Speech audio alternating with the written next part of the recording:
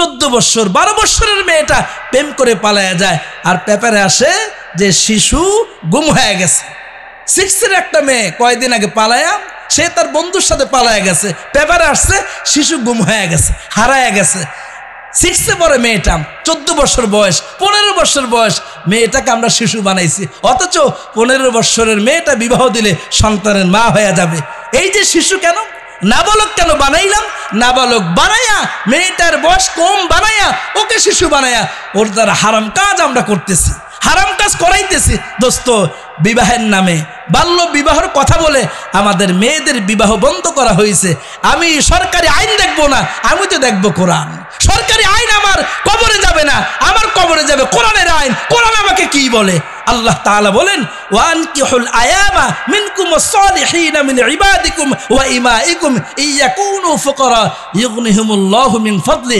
আমি আমার যুবক বন্ধুদেরকে বলি, অনেক সময় বলেন প্রতিষ্ঠিত হয়ে নেই, এরপরে বিদেশে চলে যান, 30 বছর বয়স পার হওয়ার পরে এখন আর মেয়ে তালাশ করে পান না, কাকে আপনি বিবাহ করবেন?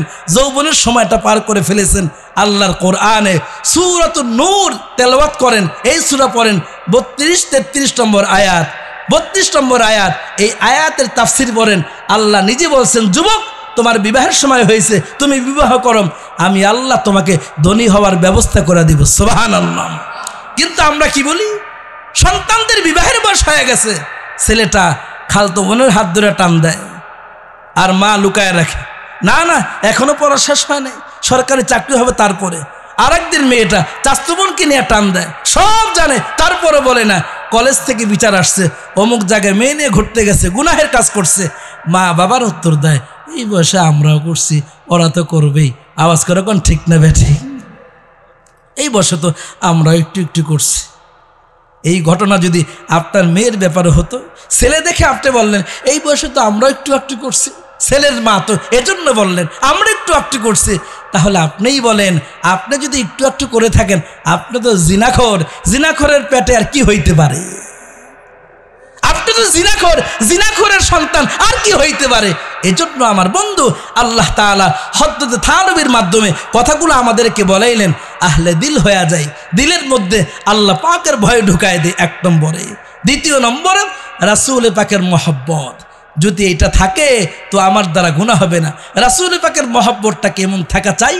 হযরতে ইমামে মালিক আলাইহির রহমান রাসূলকে বড় মহব্বত করতেন। তিনি হজ করেছেন অনেক আগে, কিন্তু দিলের একটা তামান্না হলো, হায় রাসূলকে দেখতে পারি নাই, অন্তত রাসূলের জমিতে মদিনায় জান্নাতুল বাকিতে যেন একটু মেহমান হইতে পারি। আবার হজের সময় আসলে তিনি পাগলপাড়া হয়ে যাইতেন। আল্লামা জালালউদ্দিন উনি ওনার কিতাবের মধ্যে লেখেন, আল্লামা জালালউদ্দিন উনি ওনার কিতাবের মধ্যে লেখেন, আল্লাহর বান্দা হজের সময় আসলে তিনি পাগল হয়ে যাইতেন। ইমামে মালিক তিনি এইভাবে কান্না করতেন, মালিক হজেও যেতে মনে চায়, আবার যদি সেখানে মারা যায় তাহলে তো মদিনাতে আমার ঘুমানো হলো না। এজন্য ইমামে মালিক আলাইহির রহমা তিনি ইস্তেখারা করলেন। এই যে আমাদের মুহতামিম সাহেব হুজুর বসা আছে, ইস্তেখারা কাকে বলে? এটা খায় না মাথায় দেয়, ওনার কাছ থেকে জেনে নেবেন। ইস্তেখারা দিনে খায় না রাত্রে খায়? কখন খায়? রাত্রে না দিনে? কিছুই জানেন না। রাত্রে খায় না দিনে খায়? জানি না।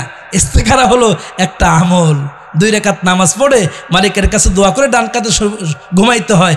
এরপরে আল্লাহ তাআলা সব কিছু দেখায় দেয়। হুজুরের কাছ থেকে জেনে নেবেন। ইমামে মালিক সিদ্ধান্ত নিলেন, ইস্তেখারা করলেন, আল্লাহর কাছে কান্নাকাটি করলেন, ইস্তেখারা করে ঘুমায় গেলেন। আল্লাহ তুমি আমাকে বলো, মক্কাতেও যেতে মনে চায়, আবার হায়াত আছে কিনা তাও জানি না, আমার হায়াতটা কতদিন আছে, আল্লাহ তুমি যদি একটু বলে দাও তাহলে এইবারের হজে যাব। হজের চাঁদ তো উঠে গেছে। তিনি ইস্তেখারা করে ঘুমায় গেছেন। যখন তিনি ঘুমায় গেছেন, ঘুমের ঘরে আল্লাহর বান্দারা তো ঘুমাইতেন কান্না করতে করতে। ওই কান্না করতে করতে যখন তিনি ঘুমায় গেছেন, স্বপ্নে যুগে রাসূলের সাথে সাক্ষাৎ হয়ে গেছে। আর জোরে কোন সুবহানাল্লাহ, নারায়ে তাকবীর। রাত্রে নবীর সাথে সাক্ষাৎ হয়ে গেছে। কি নবীকে দেখতে মনে চায়? কার কার দেখতে মনে চায়? হাতটা দেখি। মাশাআল্লাহ মাশাআল্লাহ, হাতটা নামান। বেশি থেকে বেশি দুরূদ পড়বেন, তাহলে রাসূলের সাথে আপনার সাক্ষাৎ হবে। আচ্ছা, এই ওয়াজ করছিলাম গত বছর ময়মনসিংহে। বেশি বেশি দুরূদ পড়বেন, নবীকে দেখবেন। কোনো কারণে ওই মুসল্লির সাথে আমার দেখা হয়েছে। উনি বললেন, হুজুর আমল তো দিয়ে আসলেন, আপনাকে বলি একবারও দেখতে পারি না, বেশি বেশি দূর তো অনেক পড়ছি। তো চেহারার দিকে তাকায় দেখি দাড়ি কিছুই নাই, দাড়ি কিছুই নাই। আমি কি মিয়া ওয়াজের মধ্যে শর্টকাট বলে দিয়ে আসলাম, বেশি বেশি দুরূদ পড়বেন, এর মানে হলো আল্লাহর ফরজগুলো আদায় করবেন, ওয়াজিবগুলো আদায় করবেন, সুন্নত মুআক্কাদা আদায় করার পরে স্পেশাল বেশি বেশি দুরূদ পড়লেই না আপনি রাসূলকে স্বপ্নে দেখবেন। আপনি রাসূলকে কেমনে স্বপ্নে দেখবেন? আপনি তো সপ্তাহের 2-1 সপ্তাহ পর পরে রাসূলের কলিজার মধ্যে ছুরি দিয়ে আঘাত করেন। হুজুর কিভাবে? এই যে ক্রিম শেভ করেন, এই যে আপনি দাড়ি কাটেন, এটা তো রাসূলের গায়ে, রাসূলের কলিজার মধ্যে আঘাত করা হয়। আল্লাহর বান্দা বলে, হুজুর কথাটা বুঝায় বলবেন না, তাহলে তো দাড়ি রেখে দিতাম। সুবহানাল্লাহ। ওই ভদ্রলোক এই কথা বলার পরে ভদ্রলোক দাড়ি রেখে দিছে। দুরূদ বেশি বেশি পড়বেন, রাসূল দেখবেন। নামাজ একক তো বেরেন না, কারণ নামাজের কথা তো আমি বলি নাই। যাকাতও দিয়েন না, বাপমার খেজমতো করেন না, খালি দুরূদ পড়েন সাল্লাল্লাহু আলাইহি ওয়াসাল্লাম। কাজ হবে? কাজ হবে? হবে না। আমাদের বাংলাদেশে এত মাহফিল হয়, এরপরও মসজিদে নামাজের সংখ্যা বাড়ে না। এত ওয়াজ নসিহত হয়, সুদখোরের সংখ্যা কমে না।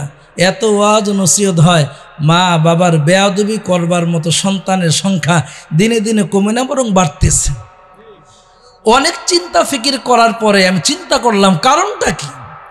এত ওয়াজ হয়, কারণটা কি? আজকে আমি আপনাদের সামনে বসা আছি। আজকে আমার 3 জায়গায় প্রোগ্রাম ছিল, এক জায়গায় যেতে পারি নাই, আগেই বলেছি যাওয়া যাবে না। 2য় জায়গায় বয়ান করে আসছি, এটা আমার 3য় নম্বর মাহফিল। এত ওয়াজ হয়, মানুষ নামাজি কেন হয় না? আমার মনে পড়ে গেল রাসূল পাকের সেই হাদিস, নবীজির সাহাবী আবু হুরায়রা রাদিয়াল্লাহু তাআলা আনহু বলেন, তিরমিজি শরীফের 2305 নম্বর হাদিস। যারা ওয়াজ শোনার জন্য আসছি, সময়টা যেন নষ্ট না হয়। শিক্ষিত বাবাজিদেরকে বলবো, যুবকদেরকে বলবো, সুযোগ থাকলে কলমে নোট করে নেন, কলম কাগজ দিয়ে। যদি তাও সম্ভব না হয় তো মোবাইলে নোট করে নিয়ে যান। তাও যদি সম্ভব না হয়, অন্তত আল্লাহ পাকের দেয়া এক জমিন, যেটাকে কলব বলে, যে কলবের মাধ্যমে মানুষ ভালো কাজ করে, মানুষ খারাপ কাজ করে, এই অন্তরের মধ্যে আমার কথাগুলো বোঝাবার, বসাবার এবং রেকর্ড করবার চিন্তা করেন। আশা করি আল্লাহ তাআলা আমল করার তৌফিক দান করবে, আমিন। তাহলে আসেন আলোচনা শুরু করি হাদিস থেকে। নবীজি সাল্লাল্লাহু আলাইহি ওয়াসাল্লাম বয়ান করবেন মসজিদে নববীতে। সাহাবায়ে কেরাম একত্রিত হয়েছেন। আল্লাহর নবী সাহাবায়ে কেরামকে বলতেছিলেন, নবীর সাহাবী আবু হুরায়রা বলেন, আমাদেরকে আল্লাহর পয়গম্বর 3টা কথা বললেন। এরপরে তিনি তার আলোচনা শুরু করলেন। ক্বালান নাবিয়্যু সাল্লাল্লাহু আলাইহি ওয়াসাল্লাম, ক্বালান নাবিয়্যু সাল্লাল্লাহু আলাইহি ওয়াসাল্লাম, মান ইয়াখুযু আন্নী হাউলাইল কালিমাত। নবীর সাহাবী আবু হুরায়রা বলেন, আল্লাহর পয়গম্বর আমাদেরকে ওয়াজ করবেন, নসিহত করবেন, দিনই কিছু কথা বলবেন, হালাল হারাম থেকে আমাদেরকে সতর্ক করবেন, ইলমে দ্বীন শিক্ষা দেওয়ার উদ্দেশ্যে তিনি কথা বলবেন।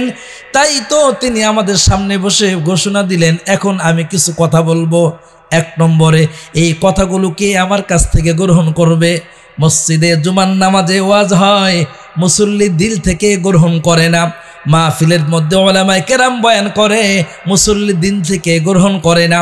তাই তো আল্লাহর নবী বললেন, সাহাবীরা, আমি এখন তোমাদের সামনে কিছু আলোচনা করব, মুযাকারা করব, দিনী কথা বলবো। তবে 1 নম্বর শর্ত হলো এই কথাগুলোকে গ্রহণ করবে।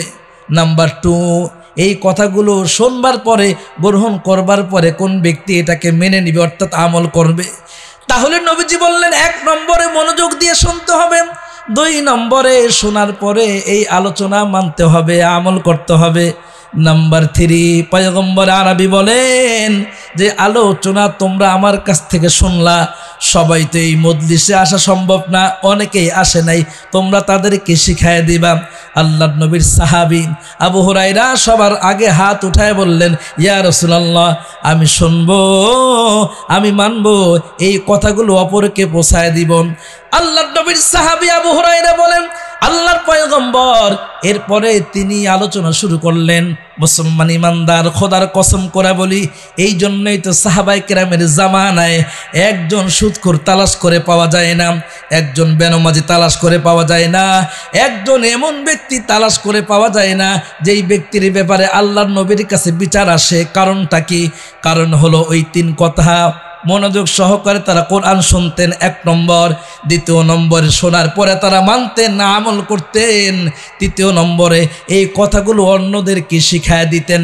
আল্লাহর কসম করে কোরআন আমার সামনে, আল্লাহর উপরে বিশ্বাস রেখে বলতে পারি রে মুসলমান, দোস্তরা আপনারাও যদি এই 3টা কথা মেনে যদি ওয়াজ নসিহত শোনেন, এই 3টা কথার উপরে যদি আমল করেন, তাহলে আপনার এলাকায় আমার এলাকায়ও বেনামাজি তালাশ করে পাওয়া যাবে না। আওয়াজ করে বলেন কথা ঠিক কিনা? ওয়াজ করনেওয়ালার অভাব নাই, মাইক দিয়া দিবেন, 5 ঘন্টা ওয়াজ করে দিবে, সুন্দরভাবে ওয়াজ করে দিবে, কিন্তু আমলের বেলায় ঠন ঠন ঠন ঠন। এই জন্য রাসূল বলে খবরদার, তুমি আমল করবা, আমার কথা শোনার পরে মানবা কিনা। সাহাবায়ে কেরাম হাত তুলবার পরে রাসূল আলোচনা করেছেন, দোস্ত আপনিও মুসলমান, আমিও মুসলমান, কোন ভাষায় বললে আপনারা বুঝবেন, কোন তরিকায় বললে আপনারা বুঝবেন আমার জানা নাই। যদি আমরা এইভাবে কোরআন হাদিসের আলোচনাগুলো শুনতে পারি, তাহলে আমাদের দিল, আমাদের মনোযোগ, আমাদের সমাজ সব সুন্দর হয়ে যাবে। এজন্য হযরতে ওলামায়ে কেরাম বলেন, রাসূলের 3টা কথা মানার জন্য প্রত্যেককে আহলে দিল হতে হবে। হযরতে থানবী বলেন, আহলে দিল কাকে বলে? আহলে দিল বলে যার অন্তরে 1 নম্বরে আল্লাহ পাকের ভয় থাকে, দ্বিতীয় নম্বরে রাসূল পাকের মহব্বত থাকে। গ্রামের মানুষেরা, আমার বন্ধুরা, বৃদ্ধ বাবাজিরা, কথা খুব মনোযোগ দিয়ে শোনেন। 3টা কথা হযরত থানবী বলেছেন। 1 নম্বরে আহলে দিল হওয়ার জন্য অন্তরে আল্লাহ পাকের ভয় থাকতে হবে, এর উপরও আমি আলোচনা করব ইনশাআল্লাহ। দ্বিতীয় নম্বরে রাসূল পাকের মহব্বত থাকতে হবে, আল্লাহর ভয় আর রাসূলের মহব্বত। এই 2 জিনিস থাকবার পরে এই অন্তরকে পরিচালনা করতে হবে আল্লাহর হুকুম আর রাসূলের তরিকায়।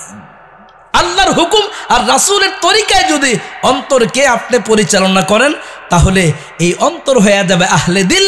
আহলে দিল কখনো গুনাহের কাজ করে না, আজান হয়ে যাবে, আহলে দিল মসজিদে আসার জন্য পাগল পারা হয়ে যাবে। এজন্য আহলে দিল হওয়ার জন্য 1 নম্বরে আল্লাহ পাকের ভয় অন্তরে ঢুকানো। এজন্যই তো আল্লাহ তাআলা বলেন, ইয়া আইয়ুহাল্লাযীনা আমানুত্তাকুল্লাহ, ওহে ঈমানদারেরা আল্লাহকে ভয় করো। প্রশ্ন হতে পারে, কেমন আল্লাহকে ভয় করতে হবে? আল্লাহকে ভয় করার মতো ভয় করো। ইয়া আইয়ুহাল্লাযীনা আমানু ইত্তাকুল্লাহ হাক্কা তুকাতিহি ওয়া লা তামুতুন্না ইল্লা ওয়া আনতুম মুসলিমুন। আল্লাহ ডাক দিয়ে বলেন, মুসলমানেরা আল্লাহকে ভয় করার মতো ভয় করো। কিভাবে আল্লাহকে ভয় করব? দোস্ত পিছনে দাঁড়ায় আছে রে, আমি কথা বলি না, আস্তে আস্তে কথা বলি। কথা কেন বলো না? বলে পিছনে র্যাব দাঁড়ায় আছে, পুলিশ দাঁড়ায় আছে, আস্তে আস্তে কথা বলো। ওই র্যাব আর পুলিশের ভয়ে আমার আওয়াজটা ছোট হয়ে যায়। প্রধানমন্ত্রী আসছে, প্রধানমন্ত্রী চুপচাপ দাঁড়ায় রয়েছে, হাঁটা চলা কারো নাই, বলে প্রধানমন্ত্রী আসছে, তার ভয় অন্তরে। আর সমস্ত প্রধানমন্ত্রীর মন্ত্রী আমার মালিক, আমার আল্লাহ, ওনাকে কেমন ভয় করতে হবে। এই জন্য হযরত উলামায়ে কেরাম কিতাবের মধ্যে লেখে, আল্লাহর হযরতে মুজাহিদ মিল্লাত আশরাফ আলী থানবী রহমতুল্লাহি আলাইহি তিনি সবক দিলেন। দোস্ত মাঝে মাঝে তিনি মুরিদদেরকে পরীক্ষা করতেন, আল্লাহর ভয় অন্তরে ঢুকেছে কিনা। আল্লাহর ভয় যদি অন্তরে না ঢুকে, তো লোকটা আহলে দিল হইতে পারবে না। এজন্য হযরতে থানবী মাঝে মাঝে পরীক্ষা নিতেন। আল্লাহর ওলি থানবী, তার দরবারে 4টা মুরগি আসছে, পরীক্ষা করবার জন্য তিনি মুরিদদের হাতে দিয়া দিলেন, যাও এই মুরগিগুলো জবা করে নিয়ে আসো, তবে শর্ত হলো দুনিয়ার কেউ যেন জবা করার সময় না দেখে। আল্লাহর ওলি থানবী মুরগি জবা করবার জন্যে 4 জন মুরিদকে দিয়া দিলেন। মুরিদেরা মুরগি জবা করবার জন্য চলে গেছেন। 3 জন মুরগি জবা করে নিয়ে আসছেন, একজনের কোনো খবর নাই। লম্বা সময় পর হয়ে যাওয়ার পরে ভদ্রলোক মুরগি নিয়ে আসছে, 3 জন জবা করে নিয়ে আসছে। আর 4র্থ নম্বর যিনি, উনি জবা করতে পারেন নাই, জেতা মুরগি হাতে নিয়ে আসছেন। আল্লাহর ওলি থানবী বলে, এরে আল্লাহর গোলামেরা, তুমি কেমনে মুরগি জবা করলা? হযরতে থানবীর কথা শুনে বলে, আমার ঘরে আমি জবাহ করেছি, দুনিয়ার কেউ দেখে নাই, কেউ দেখে নাই, জবা করে নিয়ে আসছি। তুমি কিভাবে জবাহ করলা? আমার ঘরে মানুষ আছে, তো আমি পুষ্কুনির পারে চলে গেছি, জবা করে নিয়ে আসছি। তুমি কিভাবে জবা করলা? 3য় নম্বর ভদ্রলোক বলেন, আমি জবাহ করেছি, ক্ষেতের মধ্যে কেউ দেখেন নাই। এবার 4র্থ জনকে জিজ্ঞাসা করে, কি ব্যাপার? এরা 3 জন জবাহ করে নিয়ে আসলো, তুমি কেন পারলা না? আল্লাহর বান্দা দাঁড়ায় দাঁড়ায় কান্না শুরু করছে। হযরতে থানবী মুরিদের মুখের দিকে তাকায় আছে, তিনিও মুরিদের মুখের দিকে তাকায়া মায়া লাগতেছে, মহব্বত লাগতেছে। আল্লাহর ওলি জিজ্ঞাসা করে, এরে পাগল তুই কেন কান্না করস? মুরগি কেন জবাহ করতে পারলি না? ঠিক আছে মুরগি জবাহ করতে পারস নাই, কান্নার কারণটা কি? মুরিদ ডাক দিয়ে বলে, হযরত আমার কান্না করার কারণ হলো আমি মুরগি জবাহ করতে পারি নাই, এই জন্য আমি কান্না করি না। আল্লাহর গোলাম ডাক দিয়ে বলে, তাহলে তুমি কেন কান্না করো? মুরিদ ডাক দিয়ে বলে, উস্তাদ জি, জীবনে কোনোদিন আপনি আমাকে একটা আদেশ করেন নাই, একটা হুকুম করেন নাই, আজকে একটা হুকুম করলেন মুরগি জবাহ করবার জন্যে। আমি এই মুরগি জবাহ করার জন্য ঘরে গেলাম। ঘরে যাওয়ার পরে মুরগি জবাহ করব, হাত পা সব ঠিক করলাম, মুরগির গলার মধ্যে ধরলাম, এখন জবাহ দিব, বলবো বিসমিল্লাহি আল্লাহু আকবার। যেই আমি জবাহ করব আর আমার মনে পড়েছে আপনি বলেছেন খবরদার খবরদার মুরগি জবাহ করার সময় কেউ যেন না দেখে, এটা আপনি বলছেন। আমার হঠাৎ করে মনে পড়ে গেল দুনিয়ার কেউ না দেখলেও একজন দেখে, ওনার নাম কি? জোরে বলেন কে? আল্লাহর গোলাম থানবীর সামনে ওই মুসল্লি দাঁড়ায়া কান্না শুরু করছে, উস্তাদ জি পারলাম না জবাহ করবার জন্য। চলে গেলাম ঘরের বাহিরে, আবার জবাহ করতে শুরু করলাম। হঠাৎ করে মনে পড়ে গেল দুনিয়ার কেউ না দেখলেও তা আল্লাহ দেখে। পারলাম না আপনার কথাটা রাখবার জন্যে, পারলাম না আপনার কথা পালন করবার জন্যে, এই জন্য আমি কাঁদতেছি। হযরতে থানবী যুবককে জড়ায় ধরছে, ও যুবক আমি তো তোমাকেই তালাশ করতেছি, কারণ আমার তোমার মতো যুবকেরই দরকার ছিল। তোমার অন্তরে ওই শব্দটা ফিট হয়ে গেছে, দুনিয়ার কেউ না দেখলেও আল্লাহ দেখে, এই শব্দ ফিট হয়ে গেছে। এখন থেকে তুমি যখন আজান হয়ে যাবে মসজিদে, ফজর আজান হয়ে যাবে, এখন থেকে তুমি যেই জায়গার মধ্যে যাবে, কোনো গুনাহের কাজ যখন তুমি করতে চাইবে, গুনাহ করলে জাহান্নাম, فأما من خاف مقام ربه ونهى النفس عن الهوى فإن الجنة هي المأوى। গুনাহ করলে আল্লাহর সামনে দাঁড়াইতে হবে। যখন তুমি গুনাহ করবার জন্য যাবা, তোমার মনে পড়ে যাবে দুনিয়ার কেউ না দেখলো আল্লাহ দেখে। তুমি যদি কোনো দোকানে চাকরি করো আর মালিক যদি দোকানে না থাকে, তো টাকা চুরি করার সময় তোমার মনে পড়বে দুনিয়ার কেউ না দেখলেও তো আল্লাহ দেখে। তুমি যখন ফসলের ক্ষেতে ফসল ফলাইতে যাইবা, ও দোস্ত কি বলবো দুঃখের কথা, নিজের জমিনটাকে টপকায়া যায়, অন্যের জমিনের মধ্যে পাড়ায় পাড়ায় যায়। আমার জমিনের ফসল ঠিকঠাক, অন্যের জমিনের ফসলটা নষ্ট হয়ে যাক। অনেক সময় গভীর রজনীতে ধান ক্ষেতের পানি দেওয়ার জন্যে অন্যের ক্ষেতের মধ্যে পানি নাই, এরপরেও ওই পানিটা বন্ধ করে নিজের ক্ষেতের মধ্যে পানি দেয়। যখন তোমার আমার এরকম অবস্থা হয়ে যাবে, হযরতে থানবী বলেন, এরকম গুনাহের কাজ করার সময় তোমার মনে পড়ে যাবে দুনিয়ার কেউ না দেখুক তো দেখে কে? হযরতে থানবী আল্লাহর শুকরিয়া আদায় করে বলেন, মালিক এত বছর পর্যন্ত মেহনত করবার পরে আমি যে আহলে দিল তৈরি করতে চাইলাম, আহলে দিল, এই আহলে দিল তৈরি করতে চেয়েছি যার অন্তরে আল্লাহ পাকের ভয় থাকবে, দুনিয়ার কেউ না দেখুক তো আল্লাহ দেখে। ব্যাংকে অ্যাকাউন্ট করবার সময় যুবক এতদিন আব্বা আম্মাকে খাবার খাওয়াইছে, এখন বিবাহ করছে। যুবক বিবাহ করবার পরেও আব্বা আম্মাকে নিয়ে একই সংসারে আছে।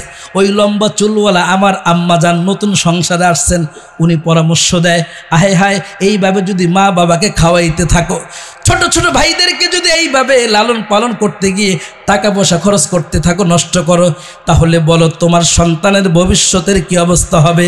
তাই যুবক বুঝতে পারে নাই, লম্বা চুলওয়ালা মায়ের সিদ্ধান্তের মধ্যে ওয়াসওয়াসার মধ্যে পড়ে দ্বিতীয় সিদ্ধান্ত নিছে, মায়ের খাবারটা কমায় দিছে। আগে মায়ের সব খরচ দিত, এখন মা টাকা চাইলে হিসাব চায়, টাকা দিয়া কি করবা? সন্তান ব্যাংকে অ্যাকাউন্ট করছে আর বলে আমার হাতটা খালি টাকা, হাতে কিন্তু টাকা পয়সা নাই। মুসলমান ইমানদার, ওই যুবকের অন্তরে যদি এই শব্দটা ফিট হয়ে যায়, আমি আমার মায়ের সাথে কথা বলতেছি, দুনিয়ার কেউ দেখে না তো আল্লাহ দেখে, সব কিছুর মালিক আমার আল্লাহ, ভালো মন্দ করবার মালিক আমার আল্লাহ। এই জন্যই তো আল্লাহ তাআলা কোরআনে হাকিমে তোমাকে আমাকে ডাক দেয়া বলে, দোস্ত ইয়া আইয়ুহাল্লাযীনা আমানুসবিরু ওহে যুবকেরা, বিবাহ করেছো, সামান্য তোমার কষ্ট হইতেছে, সংসার চলে না, আল্লাহর উপরে ধৈর্য ধারণ করো, ধৈর্যের ফলাফল ভালো হবে।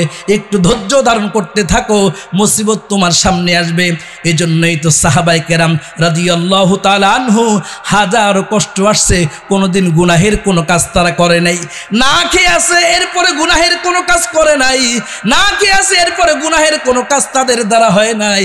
হযরতে মূসা আলাইহিস সালাতু ওয়াস সালাম বলেন, আল্লাহর নবী মূসা আলাইহিস সালাতু ওয়াস সালামের জামানায় এক ভদ্রলোক, সে মারা গেছেন 7 বছরের বাচ্চা রেখে।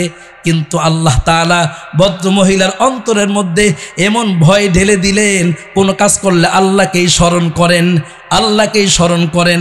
আল্লাহর বান্দির স্বামী মারা গেছে, বোন দেখতে বড় সুন্দরী, যার কাছেই যায় কাজের জন্য প্রত্যেকেই কুপ্রস্তাব দেয়, এত সুন্দর তুমি, তোমার কি কাজ করতে হয়?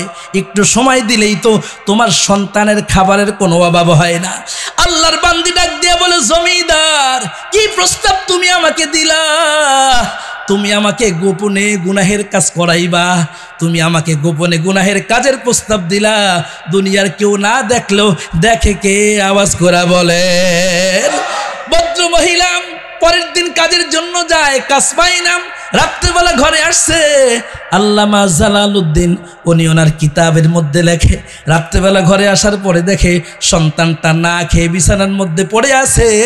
সন্তান কান্না করে আর বলে, মা গো, আজকেও কি খাবারের কোনো ব্যবস্থা হয় নাই? তাহলে এইভাবে কি না খেয়ে মারা যাব? তাহলে কি আমাদের খাবারের ব্যবস্থা হবে না? আল্লাহর বান্দি সন্তানের মুখের দিকে তাকাইছে, কারণ সন্তান কষ্ট করলে দুনিয়ার কোনো মা সহ্য করতে পারে না। আওয়াজ করে বলেন কথা ঠিক কিনা? কিন্তু বড় আফসোস, এই কথাটাই সন্তানের জন্য মায়ের যে কোরবানি, যুবক বড় হলে সব ভুলে যায়। সন্তানের জন্য বাবার যে কোরবানি, সন্তান বড় হলে বাবার কোরবানিও ভুলে যায়। খুব ভালো করে খেয়াল করবেন, মাহে রমজান চলে আসলে খুব ভালো করে দেখবেন, বাবা যে বাবা হয়েছেন, মার্কেটে যান, নিজের জন্য এক জোড়া জুতা কেনেন না, বাবার পায়ের জুতাটা প্লাস্টিকের স্যান্ডেল, বাবা প্লাস্টিকের স্যান্ডেল পরে সন্তানের জন্য চামড়ার জুতা কিনে আনে। আওয়াজ করে বলেন ঠিক না বেঠিক? এই সন্তানটাই কিছুদিন পরে বড় হওয়ার পরে বাবার দিকে আঙ্গুল তুলে বলে, তুমি আমার জন্য কি করেছো? পাশের বাড়ির আব্দুর রহমান তার সন্তানকে ইটালি পাঠিয়ে দিছে, তুমি আমার জন্য কি কিছু করেছো? বাবা, সন্তান কোনোদিন সন্তানের জন্য, মা বাবা কোনোদিন অকল্যাণ চায় না, সন্তানের জন্য মা বাবা সবসময় কল্যাণেই তালাশ করে।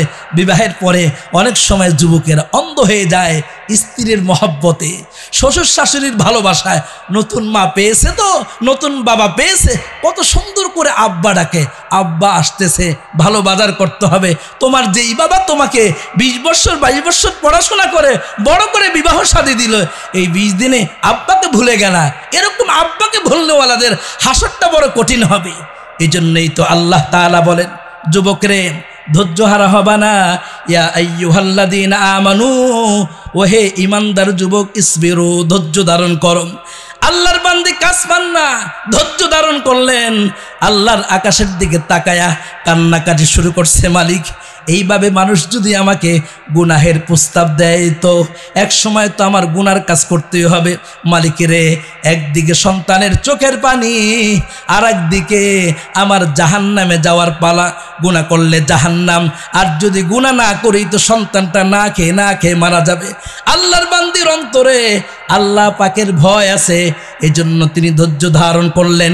পরের দিন আবার আল্লাহর বান্দি চাকরির জন্য, কাজের জন্য বের হয়েছেন। জমিদারদেরকে ডেকে বলে, জমিদার, সন্তানটা আমার না খেয়ে মারা যায়, এক মুষ্টি খাবারের ব্যবস্থা করো, আমি সারাদিন তোমাদের কাজ করব। আল্লামা জালালউদ্দিন বলেন, ধনী জালেমেরা বলে, না না, আমাদেরকে সময় দাও, গুনাহের কাজ করো আমাদের সাথে, টাকার কোনো অভাব হবে না। আল্লাহর বান্দি কান্নায় ভেঙে পড়লেন। রাত্রেবেলায় বাড়িতে আসলেন, এসে দেখেন সন্তানের অবস্থা ভালো না, সন্তান বাঁচবে না, মনে হয় মারাই যাবে। এবার সন্তান মায়ের মুখের দিকে তাকায় বলে, আম্মা গো, যদি আজকে আব্বা থাকতো তাহলে এত কষ্ট করতে হইতো না, মনে হয় জীবনটা আর বাঁচবে না, না খেয়ে মারা যাব। আল্লাহর বান্দি সন্তানের মুখের দিকে তাকায় আছে, সন্তানের মুখের দিকে তাকায় আছে। আল্লাহর বান্দি কান্নায় ভেঙে পড়ছে। যে কোনো মূল্যেই আমি আমার সন্তানের জন্য খাবারের ব্যবস্থা করব। পরের দিন আল্লাহর বান্দি কাজের জন্য বের হয়ে গেছে, জমিদারের বাড়িতে গেছে। জমিদারের বাড়িতে গিয়ে বলে, ওগো জমিদার, তুমি আমাকে যেই কাজ দিবে আমি ওই কাজ করব। আমার সন্তানের মুখে একটু হাসি ফুটাইতে চাই। সন্তানটা না খেয়ে আছে, সন্তানের মুখে হাসি ফুটাইতে চাই। আল্লামা জালালউদ্দিন বলেন, আল্লাহর বান্দি গুনাহ করার জন্য তিনি প্রস্তুত হয়ে গেছে। একদিকে জাহান্নাম, আর একদিকে সন্তানের জীবন, একদিকে সন্তানের সন্তুষ্টি, আর একদিকে মালিকের সন্তুষ্টি। আল্লাহর বান্দি গুনাহের জন্য রেডি হয়ে গেছে। ওই দিকে অন্তরে আল্লাহ পাকের ভয়, কান্নাও করতেছে, মালিক এখনো সময় আছে, গুনাহ থেকে তুমি আমাকে বাঁচাও। তুমি যদি আমাকে গুনাহ থেকে বাঁচাও তো দুনিয়ার কেউ আমাকে গুনাহের কাজ করাইতে পারবে না। তাই তো আল্লাহর বান্দি কাঁদতেছে। আর জমিদার দরওয়াজা জানালাগুলো লাগাইয়া দিছেন। এবার জমিদার বলে, আমি তোমার সাথে গুনাহের কাজ করার জন্য প্রস্তুত। সব দরওয়াজা জানালা বন্ধ করে দিয়েছি, সব দরওয়াজা জানালা বন্ধ করে দিয়েছি। আল্লাহর বান্দি বলে, এর জমিদার, আমি তো দেখি এখনো একটা দরওয়াজা খোলা আছে। জমিদার লাফ দিয়ে দাঁড়ায় গেছে। হাই হাই, বলো কি? যদি দরওয়াজা জানালা খোলা থাকে, দুনিয়ার মানুষ দেখলে তো আমার মান সম্মান থাকবে না, ইজ্জত নষ্ট হয়ে যাবে। তাড়াতাড়ি আল্লাহর বান্দা দরওয়াজা বন্ধ করার জন্য, জানালা বন্ধ করার জন্য আসছে। অনেক বড় বাড়ি, দেখে না না সব দরওয়াজা জানালা বন্ধ আছে, তুমি কেন মিথ্যা কথা বললা? আল্লাহ তাআলা কোরআনে হাকিমে বলেন, ইয়া আইয়ুহাল্লাযীনা আমানুত্তাকুল্লাহ ওয়া কুলু কওলান সাদীদা। আল্লাহ পাক কোরআনে বলেন, যারা মুসলমান আল্লাহকে ভয় করে এরা কোনোদিন মিথ্যা কথা বলতে পারে না। এ জমিদার, আমি কেন মিথ্যা কথা বলবো? জমিদার রে, আমি মিথ্যা কথা বলি নাই। আসলে এখনো একটা দরওয়াজা খোলা আছে। এই দরওয়াজা এমন এক দরওয়াজা, এই দরওয়াজা দুনিয়ার কোনো মানুষ বন্ধ করতে পারবে না। ওই দরওয়াজা হলো আল্লাহর দরওয়াজা। আওয়াজ করে বলেন কথা ঠিক কিনা? আল্লাহ পাক রব্বুল আলামিন কোরআনে হাকিমে বলেন, ইয়া আইয়ুহাল্লাযীনা আমানুত্তাকুল্লাহ। কখনো কখনো আল্লাহ তাআলা বলেন, ইয়া আইয়ুহান নাস ইত্তাকুল্লাহ। কখনো কখনো আল্লাহ তাআলা বলেন, ইয়া আইয়ুহান নবী ইত্তাকুল্লাহ। আল্লাহ তাআলা কোরআনে কখনো কখনো মানুষদেরকে ডাক দিয়ে বলে, মানুষের আল্লাহকে ভয় কর। আবার কখনো কখনো ইমানদার আপনাকে আমাকে ডাক দেয়া বলে, ইমানদার আল্লাহকে ভয় কর। আবার কখনো কখনো আল্লাহ পাক রব্বুল আলামিন পয়গম্বরে আরবিকে ডাক দেয়া বলেন, ও নবী, ইয়া আইয়ুহান নবী ইত্তাকুল্লাহ। ওহে নবী, আল্লাহকে ভয় করেন। আল্লাহকে ভয় না করলে আপনি আমি আহলে দিল হইতে পারবো না। যদি আল্লাহকে ভয় করি তো আপনি আমি আহলে দিল হইতে পারবো। আল্লাহর নবীর সাহাবী সিদ্দিক আকবর রাদিয়াল্লাহু তাআলা আনহু আল্লাহকে কি পরিমাণ ভয় করতেন। আল্লাহর নবী দুনিয়া থেকে চলে গেছেন, বিদায় হয়ে গেছেন। আল্লাহর নবী জিম্মাদারি চলে আসছে আবু বকরের কাছে। আবু বকরকে আল্লাহর নবী বুঝায় গেলেন, এর আবু বকর, আমার এতিম উম্মতগুলোকে তোমার অভিভাবক বানায় রেখে গেলাম, এদের যেন কোনো কষ্ট না হয়, এদের হক যেন নষ্ট না হয়। আবু বকর রে, আমার ইন্তেকালের পরে এদেরকে তুমি একটু দেখে রাখবা।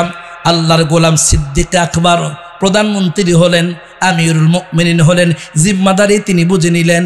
জিম্মাদারি বুঝে নেওয়ার পরে আগে তো মাঝে মাঝে একটু আগে ঘুমাইতেন, এখন তো হযরতে আবু বকর ইচ্ছে করলেও তিনি ঘুমাইতে পারেন না চিন্তায়। হায়, কোন লোকটা না খেয়ে আছে, কোন লোকের ঘরের মধ্যে কোন সমস্যা আছে। এই জন্য তিনি মাঝে মাঝে রাত্রেবেলা ঘুরে ঘুরে তিনি রাত্রেবেলা মানুষের হাল জানতেন। আল্লাহর গোলাম একদিন তাহাজ্জুদ নামাজটা পড়বার পরে হাজারো চেষ্টা করতেছেন, ঘুম আসে না। দোস্ত, যাদের অন্তরে আল্লাহ পাকের ভয় থাকে তাদের কিন্তু ঠিক মতো ঘুম হয় না। আওয়াজ করে বলেন কথা ঠিক কিনা? এর কারণটা কি দোস্ত? কারণ হলো চোখটা বন্ধ করলাম, এই চোখ যদি খোলে তাহলে হবে সকাল, আর যদি চোখটা না খোলে তাহলে হবে পরকাল। আমার পরকালের কি অবস্থা? সিদ্দিক আকবরের মতো মানুষ বলছে, ও আল্লাহর নবী, আমাকে মুনাফিক মুনাফিক মনে হয়। কেন? আপনার মজলিসে যত সময় থাকি তত সময় আবু বকরকে ইমানদার মনে হয়, আপনার মজলিস ত্যাগ করলে নিজেকে মুনাফিক মুনাফিক মনে হয়। হযরতে ওমর রাদিয়াল্লাহু তাআলা আনহু কিভাবে আল্লাহকে ভয় করতেন? হযরতে ওমর তিনি একই কথা বলতেন, নবীজি সাল্লাল্লাহু আলাইহি ওয়াসাল্লামকে যারা কষ্ট দিয়েছেন, নবীর পিছনেই নামাজ পড়েছেন, যেই মুনাফিকেরা আল্লাহর নবীকে কষ্ট দিয়েছেন, নবী পাককে আল্লাহ তাআলা মুনাফিকের লিস্টগুলো তাকে দিয়েছেন। আল্লাহর নবীও মুনাফিকদের নামগুলো হযরত হুযায়ফার মাধ্যমে তিনি লেখাইছেন এবং তার কাছে জমা রাখছেন। নবী বলছেন, মুনাফিকের লিস্টগুলো আমি হুযায়ফার কাছে রেখে গেলাম। আল্লাহর নবী বিদায় হয়ে চলে গেছেন। সিদ্দিক আকবরের জামানা চলতেছে। হযরত ওমর রাদিয়াল্লাহু তাআলা আনহু হুযায়ফার কাছে আসে। আম্মা জানেরা, আলোচনা আপনারাও শুনতেছেন, খুব খেয়াল করে শোনেন। হযরত ওমর আসছেন হুযায়ফার কাছে। ভাই হুযায়ফা, তোমার কাছে আমার পয়গম্বর মুনাফিকদের লিস্টে রেখে গেছেন। ও ভাই হুযায়ফা, ওই মুনাফিকদের লিস্টের ভিতরে আমি ওমরের নামটা কি আছে? সুবহানাল্লাহ কইতেন না? আমার নামটা কি আছে? হযরত হুযায়ফা চোখ দিয়ে পানি ছেড়ে দিলেন। আল্লাহর নবীর সাহাবীর মুখের দিকে তাকায় আছে। ওমর, আপনি বলেন কি আপনার নাম মুনাফিকদের লিস্টের মধ্যে থাকবে? অথচ আল্লাহর পয়গম্বর বলছেন, আনা খাতামুন নাবিয়িন লা নাবিয়্যা বা'দি, আমি শেষ নবী, আমার পরে আর কোনো নবী আসবে না। আল্লাহর নবী বলেন, আমার পরে যদি কেউ নবী হয়, এই নবী হইতো এই ওমর। হযরত হুযায়ফা বলেন, ভাই ওমর বললেন কি, জিজ্ঞাসা করলেন কি? আশ্চর্য হয়ে গেলাম। আপনার মতো ওমর, শুধু তাই না, আল্লাহর নবীর জীবদ্দশায় 10 জনকে তিনি জান্নাতের টিকিট দিয়ে গেছেন। 1 নম্বরে আবু বকর ফিল জান্নাহ, ওমর ফিল জান্নাহ, ওসমান ফিল জান্নাহ, আলী ফিল জান্নাহ। 1 নম্বর জান্নাতি হইলেন হযরতে আবু বকর, 2 নম্বর আপনি। আর আপনি বলতেছেন, হুযায়ফা তোমার কাছে রাসূল যে মুনাফিকের লিস্টে দিয়ে গেছে, ওই মুনাফিকের লিস্টের মধ্যে আমার নাম আছে কিনা? তার মানে সাহাবায়ে কেরাম রাদিয়াল্লাহু তাআলা আনহু আল্লাহকে কি পরিমাণ ভয় করতেন। সিদ্দিক আকবর খলিফা হওয়ার পরে রাতে তার ঘুম আসে না। একদিন তিনি তাহাজ্জুদ নামাজ পড়বার পরে আল্লাহর গোলাম ঘুম আসে না। ডানে ঘুমাবার চেষ্টা করেন, বামে ঘুমাবার চেষ্টা করেন, ঘুম আসে না। আল্লাহর বান্দা সিদ্ধান্ত নিলেন, ঘুম যেহেতু আসে না, একটু জান্নাতুল বাকির কবরস্থানে যাই, যেটা নবী পাকের রওজার পাশে জান্নাতুল বাকি। আল্লাহর গোলাম জান্নাতুল বাকিতে আসছে। আয়েশা জান্নাতুল বাকির কাছে দাঁড়াইছে। দাঁড়ায় দাঁড়ায় বলতেছে, ওহে জান্নাতুল বাকির মেহমানেরা, ও আল্লাহর নবীর উম্মতেরা, তোমাদের অবস্থা, তোমাদের কপালটা বড় ভালো। তোমরা এমন সময় দুনিয়া থেকে বিদায় নিয়েছো, তোমাদের জানাজা আল্লাহর নবী পড়াইছে। বলো না, বলো না, ও জান্নাতের মেহমানেরা, জান্নাতুল বাকির মেহমানেরা, বলো না, আমি আবু বকর যদি এখন ইন্তেকাল করি, দুনিয়া থেকে বিদায় হয়ে চলে যাই, তো আমার জানাজাটা কে পড়াবে? আল্লাহর নবী তো পড়াবে না। আল্লাহর নবী দুনিয়াতে নাই, তোমাদের কপালটা বড় ভালো। আল্লাহর নবী তোমাদের জানাজা পড়াইছেন। পয়গম্বর আরবি যার জানাজা পড়াইছেন, ওই লোকটা তো জান্নাতি, আবু বকর তো জাহান্নামী। আবু বকরের কি অবস্থা হবে? আবু বকর যদি ইন্তেকাল করে, তো আবু বকরের কবরের কি অবস্থা হবে? আল্লাহর নবীর সাহাবী আবু বকর কান্নায় ভেঙে পড়ছেন, কারণ আল্লাহর পয়গম্বর বলেছেন, আল কবরু রাউযাতুম মিন রিয়াদিল জান্নাহ আও হুফরাতুম মিন হুফারিন নার। আমল আখলাক ভালো নিয়ে গেলে কবরটা হবে জান্নাতের বাগান, আর যদি আমল আখলাক ভালো না হয়, কবর হবে জাহান্নামের বাগান। ওই জাহান্নামের শাস্তি আবু বকর সহ্য করতে পারবে না। বলো না, বলো না, আবু বকরের কি অবস্থা হবে? আবু বকর জান্নাতুল বাকির সামনে দাঁড়ায় দাঁড়ায় এইভাবে কাঁদতেছেন। একটু পরেই নবীর আরেকজন সাহাবী, আরেকজন পাগল হযরতে ওমর, তারও ঘুম আসে না। কারণ তো একটাই, নবীর বিদায়ের বিরহের কারণে সাহাবীদের ঘুম হারাম হয়ে গেছে, সাহাবীরা ঘুমাইতে পারেন না। নবীর সাহাবী ওমর ঘুম থেকে উঠছেন, তিনিও তাহাজ্জুদ নামাজ পড়েছেন। তিনিও চিন্তা করলেন, যাই একটু জান্নাতুল বাকির কবরস্থানে যাই। রাসূল বলেন, কবরস্থানে আসলে ইমানটা তাজা হয়, কারণ এটাই আমার আসল ঘর। এত সুন্দর করে ঘর বানাইলাম, এই ঘরটা আমার আসল ঘর না, আমার আসল ঘর হলো কবর। তাই মাঝে মাঝে আল্লাহর পয়গম্বর বলেন, কবরস্থানে গেলে ইমানটা ভালো হয়। হযরত ওমর রাদিয়াল্লাহু তাআলা আনহু, তাই তো তিনি জান্নাতুল বাকিতে তিনিও গেলেন। দূর থেকে খেয়াল করলেন, কান্নার আওয়াজ আসতেছে, কান্নার আওয়াজ। কে কান্না করে? দূর থেকে খেয়াল করলেন লম্বা মানুষটা আবু বকর। হযরত ওমর বুঝতে পেরেছেন এই পাগল আবু বকর ছাড়া কেউ হইতে পারে না, এই কান্নার আওয়াজ আবু বকর ছাড়া কারো হইতে পারে না।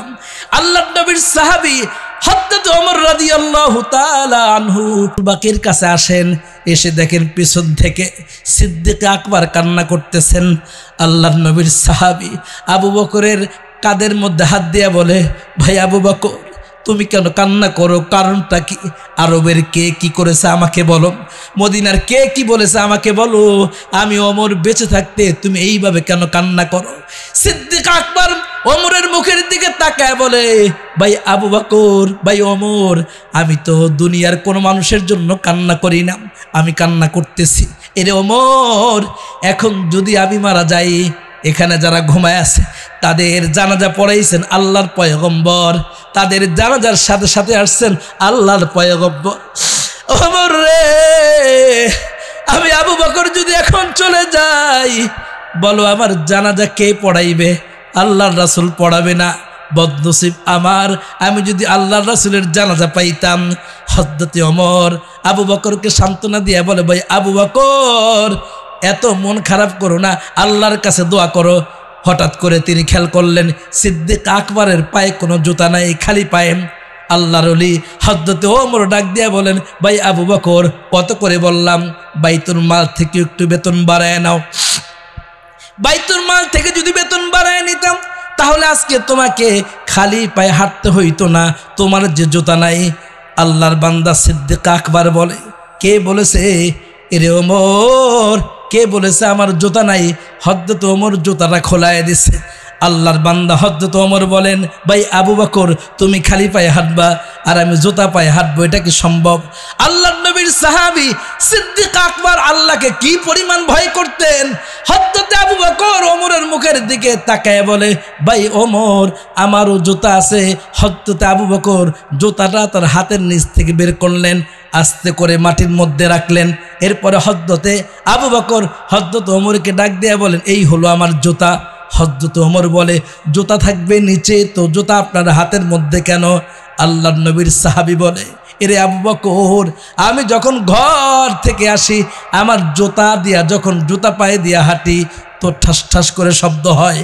আমি আবু বকর জান্নাতুল বাকিতে যাইতেছি, আশেপাশে মানুষগুলো ঘুমাইতেছে, একটা মানুষের ঘুম যদি আমার জুতার আওয়াজের কারণে কারো ঘুম নষ্ট হয়ে যায়, আল্লাহর আদালতে যদি মামলা হয়ে যায়, আল্লাহ যদি জিজ্ঞাসা করে, এরে আবু বকর তোমার জুতার আওয়াজের কারণে অনেকের ঘুম নষ্ট হয়ে গেছে, এ ভাই ওমর আল্লাহর সামনে দাঁড়ায়া উত্তর কি দিব?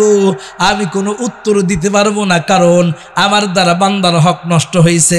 সিদ্দিক আকবর রাদিয়াল্লাহু তাআলা আনহু ওনারা কোরআন পড়েছেন, আল্লাহ হযরতে ওমরও কোরআন পড়েছেন, আল্লাহর কোরআনকে তিলাওয়াত করে দেখেছেন। সিদ্দিক আকবর মাঝে মাঝে বলতেন, ইয়া লাইতানি কুনতু তুরাবা। সিদ্দিক আকবর বলেন, হায় আফসোস আমি যদি মানুষ না হয়ে মাটি হইতাম, মাটির কোনো হিসাব নাই। কখনো কখনো সিদ্দিক আকবর ডাক দিয়ে বলতেন, হায় মালিক আমি যদি গাছের পাতা হইতাম, পাতাগুলো পশু পাখি খেয়ে ফেলতো, এদের কোনো হিসাব নাই। মানুষ হয়ে এত বড় মুসিবতে পড়লাম, আল্লাহর হুকুম পালন না করলে তো জাহান্নাম ছাড়া উপায় নাই। সিদ্দিক আকবর রাদিয়াল্লাহু তাআলা আনহু এইভাবে আল্লাহকে ভয় করতেন। এজন্য আলোচনা করতেছিলাম দোস্ত, আহলে দিল হওয়ার জন্য এক নম্বর শর্ত হলো অন্তরে আল্লাহর ভয়, আল্লাহর ভয়। ইয়া আইয়ুহাল্লাযীনা আমানুত্তাকুল্লাহ হাক্কা তুকাতিহি ওয়ালা তামুতুন্না ইল্লা ওয়া আনতুম মুসলিমুন। আল্লাহ আরেক আয়াতে ডাক দিয়ে বলেন, ইয়া আইয়ুহাল্লাযীনা আমানুত্তাকুল্লাহ ওয়া কুলু কওলান সাদীদা। আল্লাহ আরেক আয়াতে ডাক দিয়ে বলেন, ইয়া আইয়ুহাল্লাযীনা আমানুত্তাকুল্লাহ ওয়া কুনু মা'আস সাদিকিন। মুসলমান ইমানদার, আপনার আমার অন্তরে যদি আল্লাহ পাকের ভয় থাকে, সিদ্দিক আকবরের অন্তরে যেইভাবে আল্লাহর ভয় ছিল, এই জন্য তারা চিন্তা করছে মানুষ যেন বেজার না হয়ে যায়। আল্লাহ পাকের ভয় না থাকলে আপনার আমার দ্বারা দুনিয়ার সব গুনার কাজ করা সম্ভব হবে। আওয়াজ করে বলেন কথা ঠিক কি না? এই যে গতকালকে মাদারীপুর থেকে মাহফিল থেকে আসতেছিলাম, রাস্তায় গাড়ি নষ্ট হয়ে গেছে, চরমনের এক মুজাহিদ ভাই ডাক দিছে, হুজুর এখানে দাঁড়ায় রয়েছেন, কেউ আপনাকে নিবে না। তো আমি ওনার গাড়িতে উঠলাম। উঠবার পরে উনি বলতেছেন, হুজুর বাংলাদেশের কোনো একজন নায়িকা, উনি নাম বলেন নাই, বুজুর্গ মানুষ, চরমনারী মুরিদ। উনি বললেন, হুজুর আমার বড় আফসোস হইল, ফেসবুক চালাই, অনেক সময় খবর দেখি, খবরে দেখলাম বাংলাদেশের একজন নায়িকা, সে তার মার বিরুদ্ধে বলতেছেন আর কান্না করতেছেন, মা আমার সম্পত্তি আত্মসাৎ করেছে। কে করেছে? বলেন, জোরে বলেন। মা করেছেন। কে করেছেন? মা করেছেন। আবার মা বলতেছেন, না না আমার সন্তান আমাকে অবহেলা করতেছে। মা বলতেছেন আমার সন্তান আমাকে অবহেলা করে, আর সন্তান অভিযোগ করতেছে আমার মা আমার সম্পদগুলো আত্মসাৎ করেছে। মুসলমানের সন্তান অথবা মুসলমান মা, সে তার সন্তানের সম্পদ আত্মসাৎ কিভাবে করে? অথবা মুসলমান সন্তান, সে তার মাকে অবহেলা কিভাবে করে? এর কারণটা কি? এর কারণ হলো ওই যে হযরতে থানবী বলছেন, আমরা আহলে দিল হইতে পারি না, আমাদের অন্তরে না আল্লাহ পাকের ভয় আছে, না কবরের ভয় আছে, না রাসূল পাকের মহব্বত আছে। রাসূল পাকের মহব্বত থাকলে, আল্লাহ পাকের ভয় থাকলে ওই মেয়েটাও মার হক নষ্ট করতে পারতো না। আল্লাহ ভালো জানে মিডিয়ার যুগ, কে সত্য বলে কে মিথ্যা বলে, চোখের পানি দেখে বিচার করা যাবে না। আওয়াজ করে বলেন ঠিক না ব্যাঠিক? এরকম হাজার ঘটনা বিগত 17 বছর চোখের পানি দিয়ে কান্না করে সাক্ষী দিয়েছে, পরে জানা গেছে এটা মিথ্যা সাক্ষী। টাকার জন্য মুসলমানের চোখে পানি চলে আসে। আওয়াজ করে বলেন ঠিক না ব্যাঠিক? মুসলমান ইমানদার, এজন্য আমি আপনাদেরকে নসিহত করে যাই, কোরআন থেকে বলে যাই, এই দিলটাকে আহলে দিল বানাবার চেষ্টা করেন। দিল যদি আহলে দিল না হয় তো ইবাদতের হক আপনার আমার দ্বারা আদায় হবে না। যদি ওই মেয়েটার অন্তরেও আল্লাহ পাকের ভয় থাকতো, সে তার মায়ের ব্যাপারে কথা বলার সময় অনেক চিন্তা ফিকির করতেন, আর মার অন্তরেও যদি আল্লাহর ভয় থাকতো তো সন্তানের হক আদায় করতে পারতো না। আমরা মাঝে মাঝেই পেপার পত্রিকায় দেখি, আমি আমার আম্মা জানদেরকে বলি, আম্মা জান মোবাইল থেকে দূরে থাকেন, সন্তানটাকে মোবাইল থেকে দূরে রাখেন। সন্তানটাকে মোবাইল দিয়া এই যে নষ্ট করতেছি, এরপরে সন্তানটা বড় হয়ে গেলে 14 বছর 12 বছরের মেয়েটা প্রেম করে পালায়া যায়, আর পেপারে আসে যে শিশু গুম হয়ে গেছে। 6-এর একটা মেয়ে কয়েকদিন আগে পালায়া, সে তার বন্ধুর সাথে পালায়া গেছে, পেপারে আসছে শিশু গুম হয়ে গেছে, হারায়া গেছে। 6-এ পড়ে মেয়েটা, 14 বছর বয়স, 15 বছর বয়স, মেয়েটাকে আমরা শিশু বানাইছি। অথচ 15 বছরের মেয়েটা বিবাহ দিলে সন্তানের মা হয়ে যাবে। এই যে শিশু কেন, নাবালক কেন বানাইলাম? নাবালক বানাইয়া, মেয়েটার বয়স কম বানাইয়া, ওকে শিশু বানাইয়া ওর দ্বারা হারাম কাজ আমরা করতেছি, হারাম কাজ করাইতেছি। দোস্ত, বিবাহের নামে বাল্য বিবাহের কথা বলে আমাদের মেয়েদের বিবাহ বন্ধ করা হয়েছে। আমি সরকারি আইন দেখবো না, আমি তো দেখবো কোরআন। সরকারি আইন আমার কবরে যাবে না, আমার কবরে যাবে কোরআনের আইন। কোরআন আমাকে কি বলে? আল্লাহ তাআলা বলেন, ওয়ানকিহুল আয়ামা মিনকুম ওয়াস-সালিহিনা মিন ইবাদিকুম ওয়া ইমাইকুম ইয়াকুনু ফুকারা ইগনিহিমুল্লাহু মিন ফাদলি। আমি আমার যুবক বন্ধুদেরকে বলি, অনেক সময় বলেন প্রতিষ্ঠিত হয়ে নেই, এরপরে বিদেশে চলে যান, 30 বছর বয়স পার হওয়ার পরে এখন আর মেয়ে তালাশ করে পান না, কাকে আপনি বিবাহ করবেন?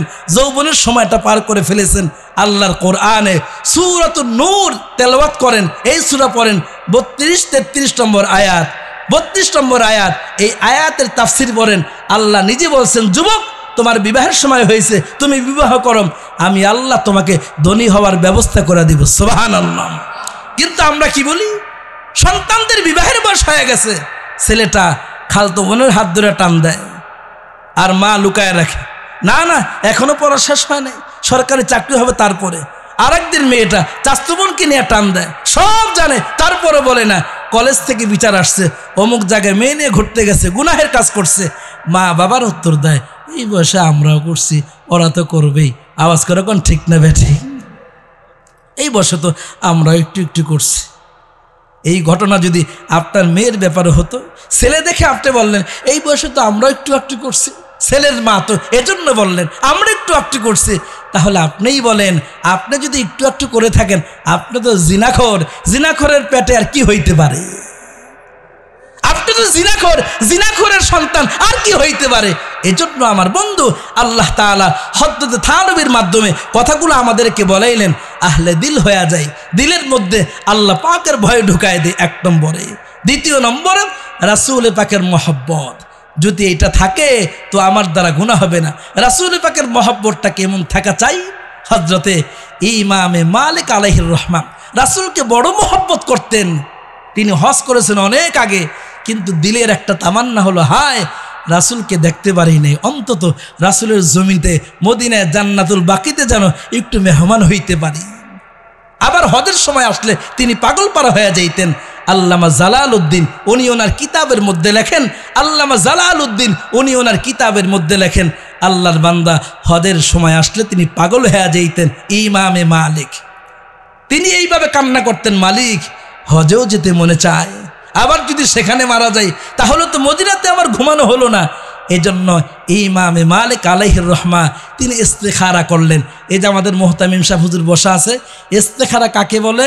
এটা খায় না মাথায় দেয়, ওনার কাছ থেকে জেনে নেবেন। ইস্তেখারা দিনে খায় না রাত্রে খায়?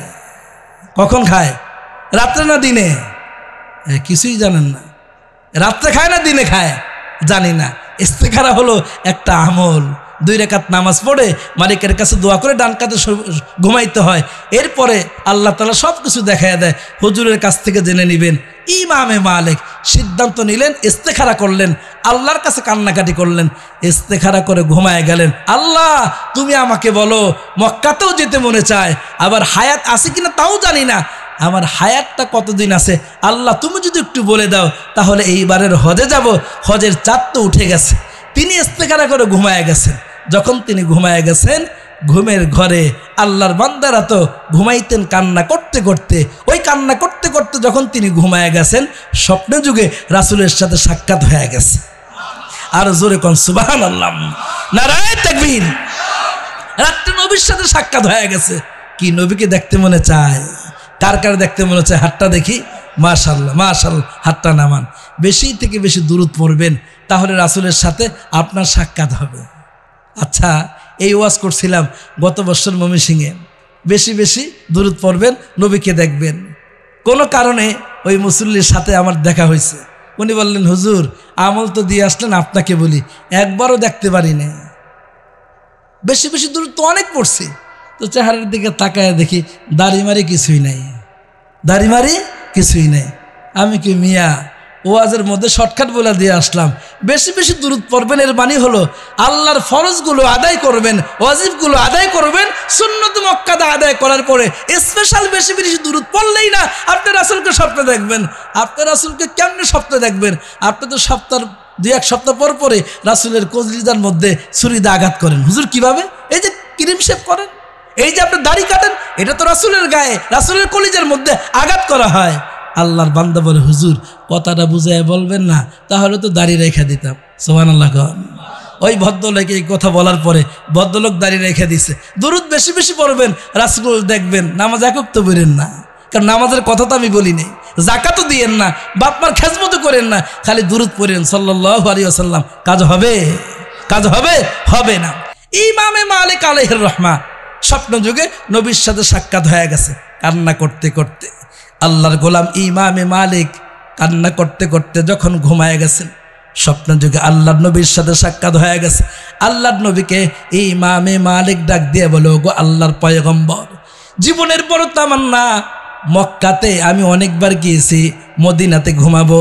ওগো আল্লাহর পয়গম্বর, চাঁদ উঠে গেছে, এখন কি আমার হায়াত আছে কিনা যে হজ করে মদিনাতে ফিরে আসতে পারবো? আল্লাহর পয়গম্বর গো, আপনি আমাকে একটাবার বলে দেন। পয়গম্বর আরবি সাল্লাল্লাহু আলাইহি ওয়াসাল্লাম স্বপ্ন যুগে আল্লাহর বান্দা ইমামে মালিককে 5টা আঙ্গুল দেখায় দিলেন, স্বপ্ন ভেঙে গেছে। এখন তিনি নিজে নিজে স্বপ্নের ব্যাখ্যা করেন। 5 আঙ্গুলের ব্যাখ্যা যদি 5 বছর হয় তাহলে আরো 4 বার হজ করা যাবে। আর যদি 5 আঙ্গুলের ব্যাখ্যা 5 মাস হয় তো এই বছর করা যাবে। 5 আঙ্গুলের ব্যাখ্যা যদি 5 সপ্তাহ হয় তাও করা যাবে।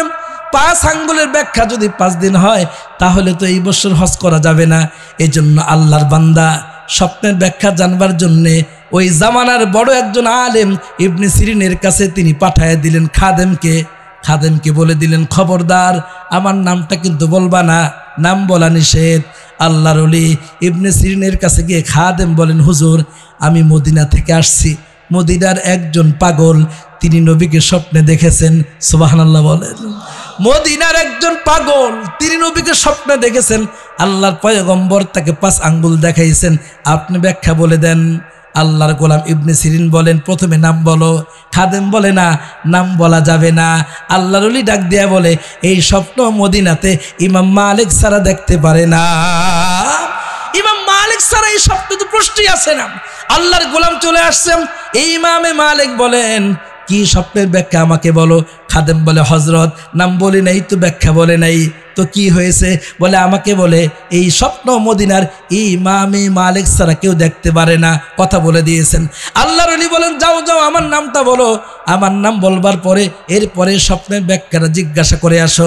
আল্লাহর ওলি এবার গেলেন, গিয়ে বললেন, হ্যাঁ স্বপ্ন দেখেছেন ইমামে মালিক, ব্যাখ্যা বলেন। এবার ব্যাখ্যা তিনি নিয়ে আসছেন। ইমামে মালিক জিজ্ঞাসা করেন, স্বপ্নের ব্যাখ্যা কি? আল্লাহর ওলি ডাক দেয়া বলেন, আল্লাহ তাআলা 5টা ইলমের কথা কোরআনে বলেছেন, ইন্নাল্লাহা ইনদাহু ইলমুস সাআ ওয়া ইউনাজ্জিলুল গায়স ওয়া ইয়ারহামু মা ফিল আরহাম। আল্লাহ তাআলা ডাক দেয়া বলেন, 5টা বিষয়ের ইলম একমাত্র আল্লাহ ছাড়া দুনিয়ার কেউ জানে না। ও মালিক, আমি নিজেও জানি না। এর মধ্যে একটা হলো, কে কতদিন দুনিয়াতে বেঁচে থাকবে, এই কথা আল্লাহ ছাড়া কেউ জানে না। মুসলমান ইমানদার, এজন্য আপনার আমার অন্তরে যখন হযরতে ইমামে মালিকের মতো রাসূল পাকের মহব্বত থাকবে না, আমি রাসূলের জমিনে ঘুমাইতে চাই, তাহলে দোস্ত আপনার আমার দ্বারা গুনাহ হবে না। এবার আসেন মুসলমান ইমানদার, আপনি আমি যদি আমাদের অন্তরটাকে আল্লাহর হুকুম আর রাসূলের তরিকায় পরিচালনা করতে পারি, তাহলে আপনি আমি হয়ে যাব আহলে দিল। আর আপনি আমি যদি আহলে দিল হয়ে যাই, তাহলে আপনার আমার দ্বারা গুনাহের কাজ হবে না। এই জন্য হযরতে থানবী বলেন, তোমরা সবাই আহলে দিল হওয়ার চেষ্টা করো, অর্থাৎ অন্তরে আল্লাহ পাকের ভয় আর অন্তরে রাসূল পাকের মহব্বত ঢুকাও। 3 নম্বরে অন্তরকে পরিচালনা করো আল্লাহর হুকুমের মাধ্যমে, রাসূলের তরিকার মাধ্যমে। যদি তোমার অন্তর আল্লাহর হুকুম আর রাসূলের তরিকায় পরিচালিত হয়, তো তোমার দ্বারা গুনাহের কোনো কাজ হবে না। আল্লাহ পাক রব্বুল আলামিন কোরআনে ডাক দিয়ে বলেন, ইয়া আইয়ুহাল্লাযীনা আমানুসবিরু ওয়া সাবিরু ওয়া রাবিতু ওয়াত্তাকুল্লাহ। মুসলমান ইমানদার, আল্লাহ পাক রব্বুল আলামিন ডাক দিয়ে বলে, মুসলমান 1 নম্বর কাজ হলো তোমার ধৈর্য ধারণ করা। তুমি নামাজ পড়তেছো ফজরের, হায় হায় আজকে ফজর পড়লা, জোহরে আসলা না, তার মানে তোমার নামাজের মধ্যে সবর পাওয়া যায় নাই। অথবা নামাজে দাঁড়ায় গেছো, ইমাম সাহেব কেরাতে দাঁড়ায় গেছে, ইমাম সাহেব একটু লম্বা কেরাত পড়ছে, তোমার কাছে ভালো লাগে না। অথবা নামাজ পড়ছো ঠিক, বেখেয়ালি সুন্নত নামাজ ছেড়ে তুমি চলে গেলা, তার মানে ইবাদতের মধ্যে তোমার সবর পাওয়া যায় নাই। এজন্য আল্লাহ ডাক দিয়ে বলে, বান্দা তুমি তোমার ইবাদতের মধ্যে সবর করো। মাহে রমজান তোমার সামনে চলে আসছে, এই মাহে রমজানে আল্লাহ পাক রব্বুল আলামিন তোমার আমার জন্য মাহে রমজান বড় একটা নিয়ামত দান করেছেন।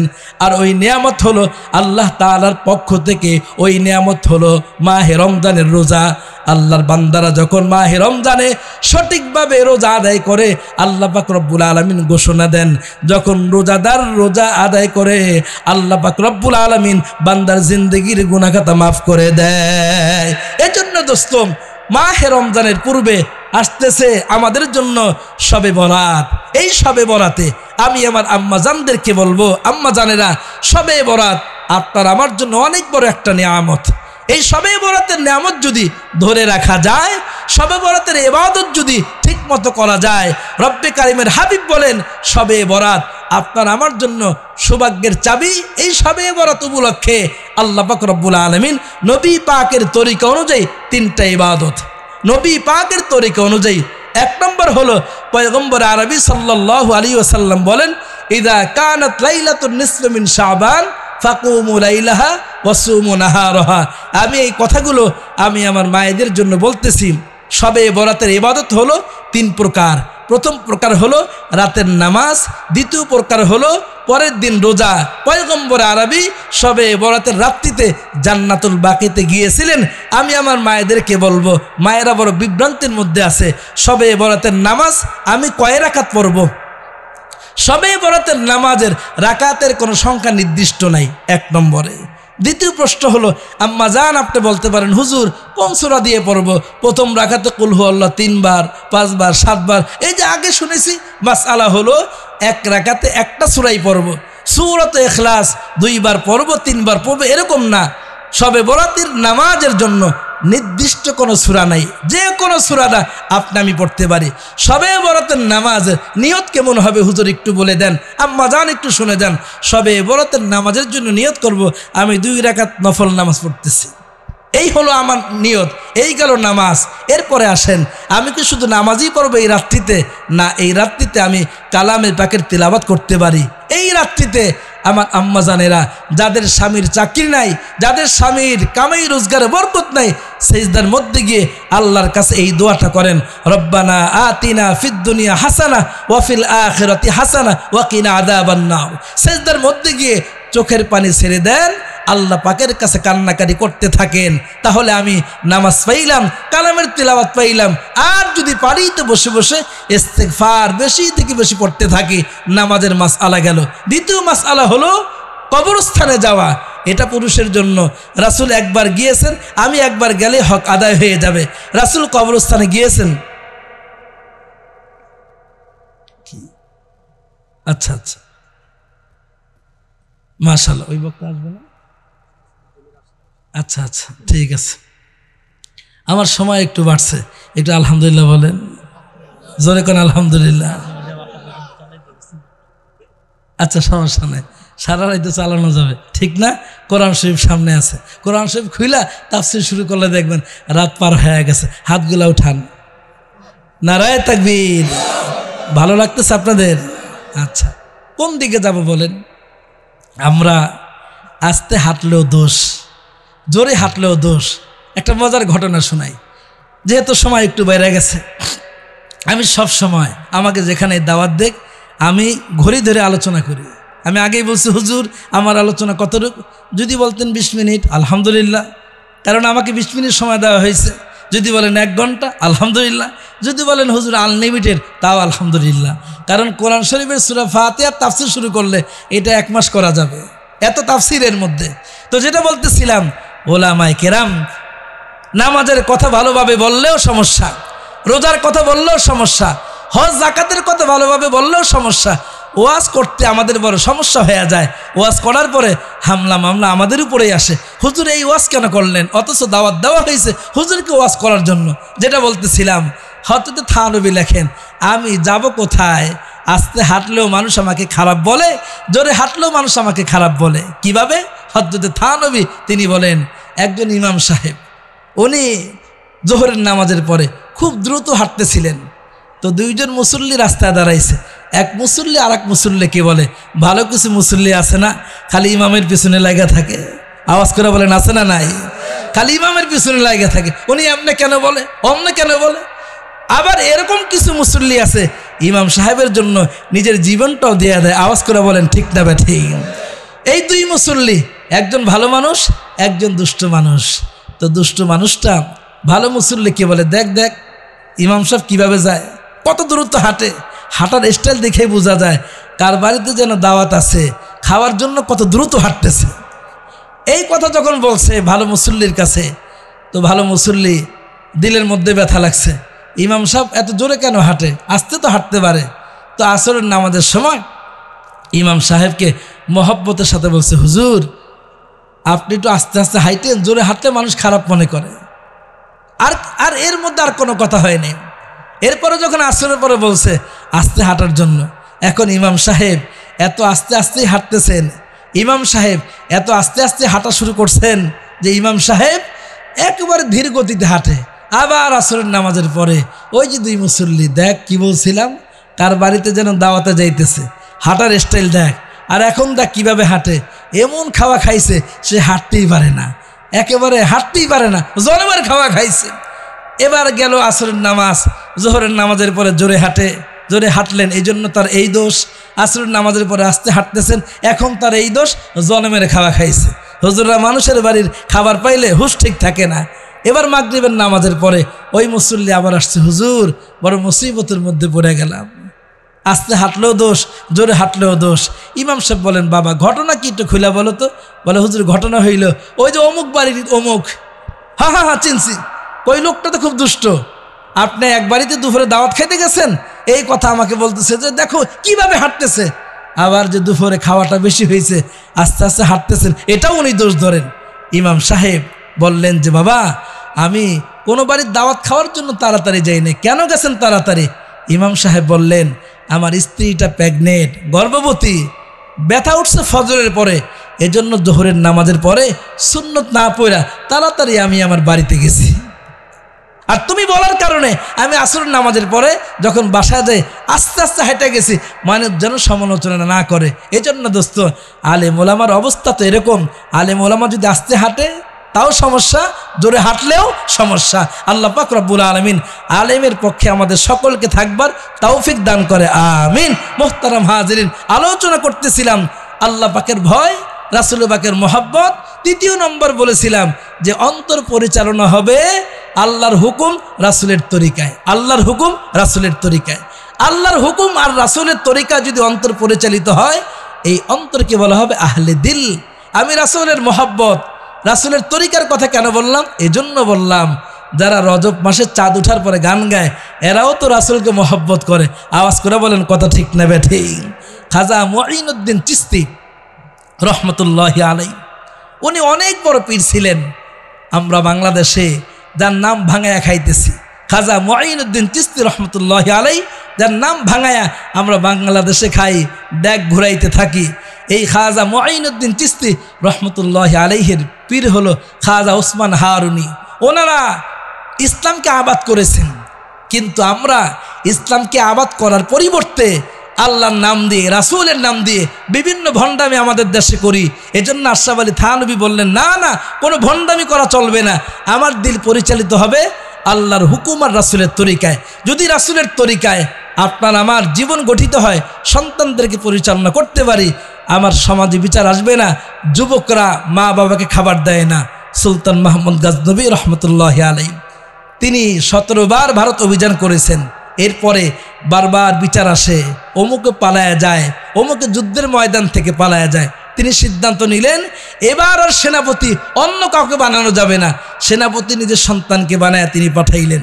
সুলতান মাহমুদ গাজনবী সন্তানকে যুদ্ধের ময়দানে পাঠিয়ে দিলেন। কিছুদিন পরে খবর আসছে, বাদশাহ, আপনার সন্তান যুদ্ধের ময়দান থেকে পালায়া গেছে। এমন রাগ হইলেন তিনি, সন্তান যুদ্ধের ময়দান থেকে পালায়া গেছেন।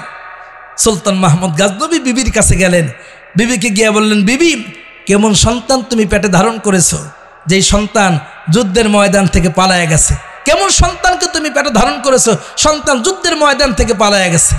এই কথা যখন বলছে সুলতান মাহমুদ গাজনবীর বিবি, তিনি বলেন, জাহাপনা, মন খারাপ করবেন না, আমি এমন সন্তান পেটে ধারণ করি নাই যেই সন্তান যুদ্ধের ময়দান থেকে পালায়া যাইতে পারে।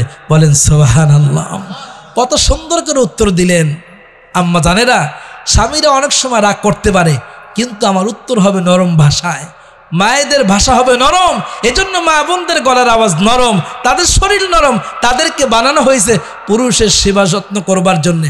আবার কিছুদিন পরে খবর আসছে, জাহাপনা, আপনার সন্তান যুদ্ধে বিজয় হয়ে দেশে আসতেছে, এখন কোন কথা বিশ্বাস করবে? সুলতান মাহমুদ গাজনবী চুপ করে রইলেন। সন্তানকে না দেখবার আগে তিনি কোনো সিদ্ধান্ত নেবেন না, সন্তানকে দেখবেন, এরপরে তিনি সিদ্ধান্ত নেবেন। হ্যাঁ, সন্তান যুদ্ধের ময়দান থেকে যুদ্ধ করে তিনি বিজয় হয়ে ফিরে আসছেন, আব্বাকে সালাম দিয়েছেন, আসসালামু আলাইকুম রহমতুল্লাহ।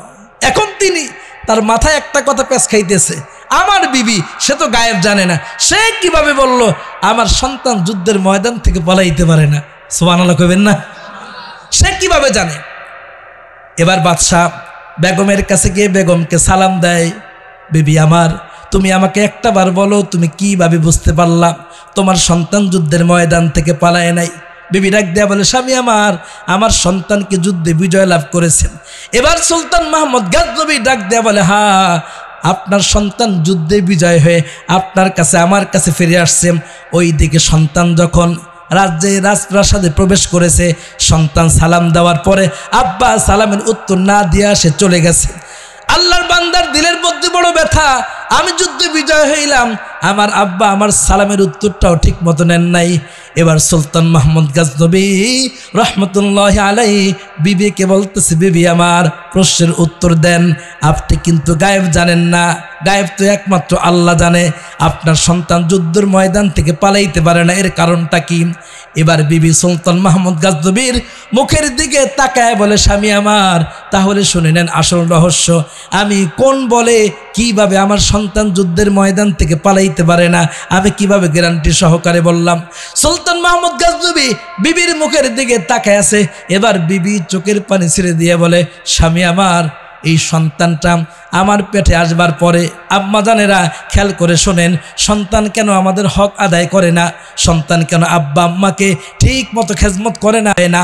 সুলতান মাহমুদ গজনবী বলে, ওগো আমার বিবি, তাড়াতাড়ি বলো তুমি কেন এই কথা বললা, তুমি তো গায়েব জানো না। এবার বিবি স্বামীর মুখের দিকে তাকায় বলে, স্বামী গো, আমাদের প্রথম সন্তান আল্লাহ দুনিয়াতে দিয়েছেন, আমার পেটে আসছে। এই সন্তানটা আমার পেটে যেই দিন আসছে, আমি আমার সন্তানটাকে এইভাবে লালন পালন করেছি।